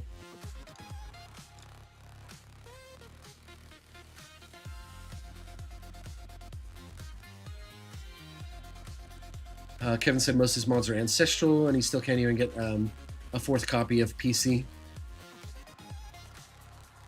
Yeah, dude, module luck sucks, man. I really hope there's some sort of banner that lets you... I don't know. That's just going to give you a better opportunity to get like a specific mod that you need. That would be really nice. Sith Loading said he's maxed both, but he's working on Thunderbot now. I'm all EHP power. Oh, right on. So if your Flamebot's in a really good spot and your BotBot's in a really good spot, then yeah, like all you need, just ignore duration and linger time on Thunderbot. Like the only thing you need is less cooldown, better range, and then you max out like Thunderbot Plus so that the attack speed reduction is good.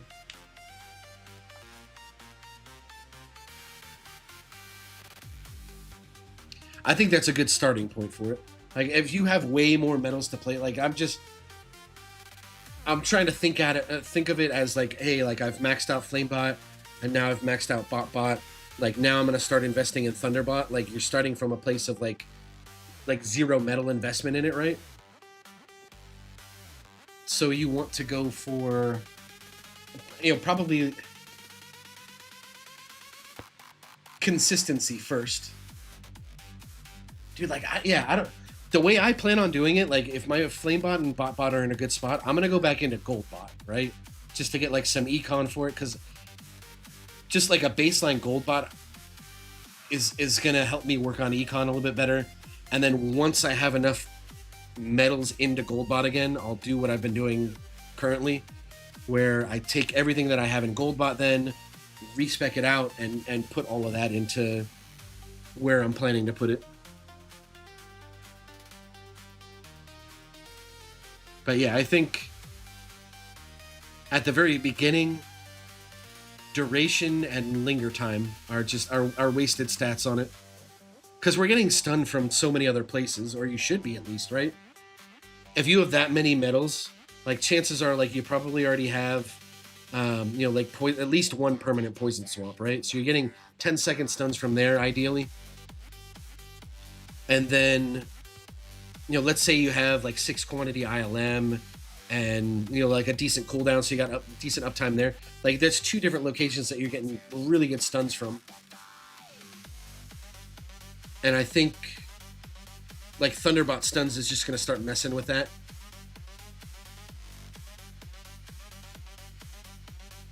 I am super jealous that you're not far off from bot presets. I plan on rushing workshop orb slider, which is like 1 node after bot presets, and then everything's going into bot presets for sure. Just so I can start differentiating between you know, like tournament runs and farm runs.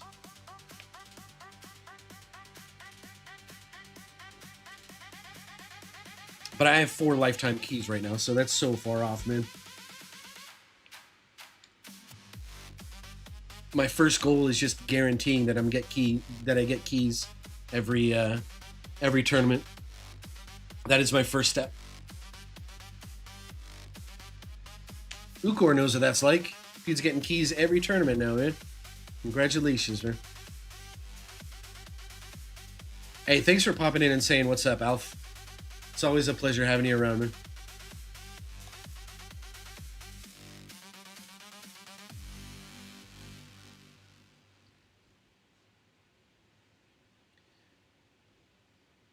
I wouldn't mind them lowering the pity pull amount. They're not going to do it, but I would have 0 complaints if they dropped it to like 1,000 gems per pity pool instead of... Oh, no, it's like 3,000 gems per pity pool, right?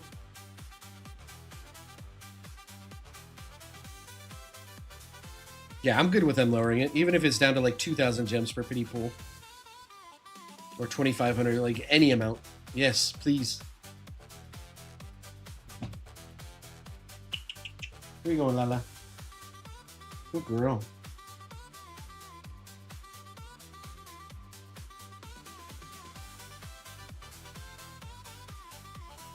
You're really tempted to get auto nuke since you have nuke plus, but I'll just do it manually for now. Yeah, I mean, it's auto nuke is nice for keeping that attack speed reduction up. Really, like I think automated nuke is where it's at, but it's all just quality of life, right? I feel like Workshop Orb Slider and Bot Preset, and even like Workshop Preset to a certain extent, are like more important things to pick up first.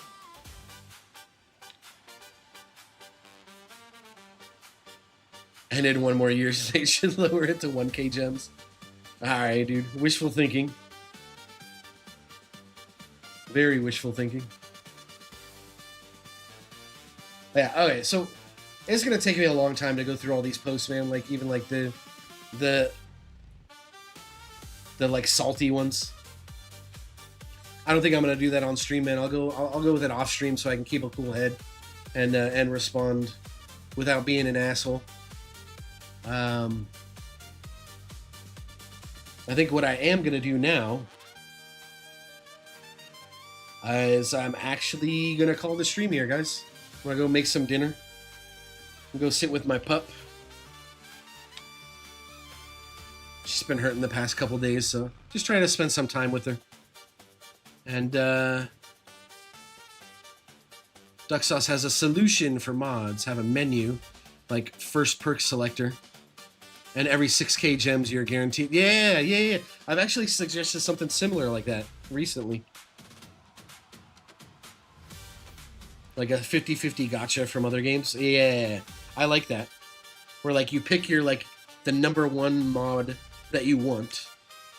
And then, you know, after like spending X amount of gems or doing X amount of pulls, you're like guaranteed to pull that one, like the number one that you want. Hey, Nice. I gotta bounce. Nice stream. Appreciate the great content. Oh, you're out of here, Ukor? Yeah, dude. I'm gonna be late to practice. I'll see you later. All right, have a good one, man. I'll catch you later tonight, man. We'll play some Yeah, Fellowship, I'll be a maybe. little bit. All right. Oh, for sure. Cool. See you Yeah. later, you too. Hey, thank you so much, Sith. And yeah, Scrolls, I agree. I like Rubber's idea. But thank you so much for tuning in, guys. I appreciate y'all hanging out and all the chat and listening to my music and making fun of my infographics and watching my videos and all that stuff and liking the video or liking the stream and subbing to the channel. I appreciate all you guys. I'm actually getting really close to being able to do I don't know, whatever YouTube's like earning program is. I'm maybe like 100 and something subs away from it. So every single one counts, guys. Thank you so much for hanging out. Y'all have a great day, and as always,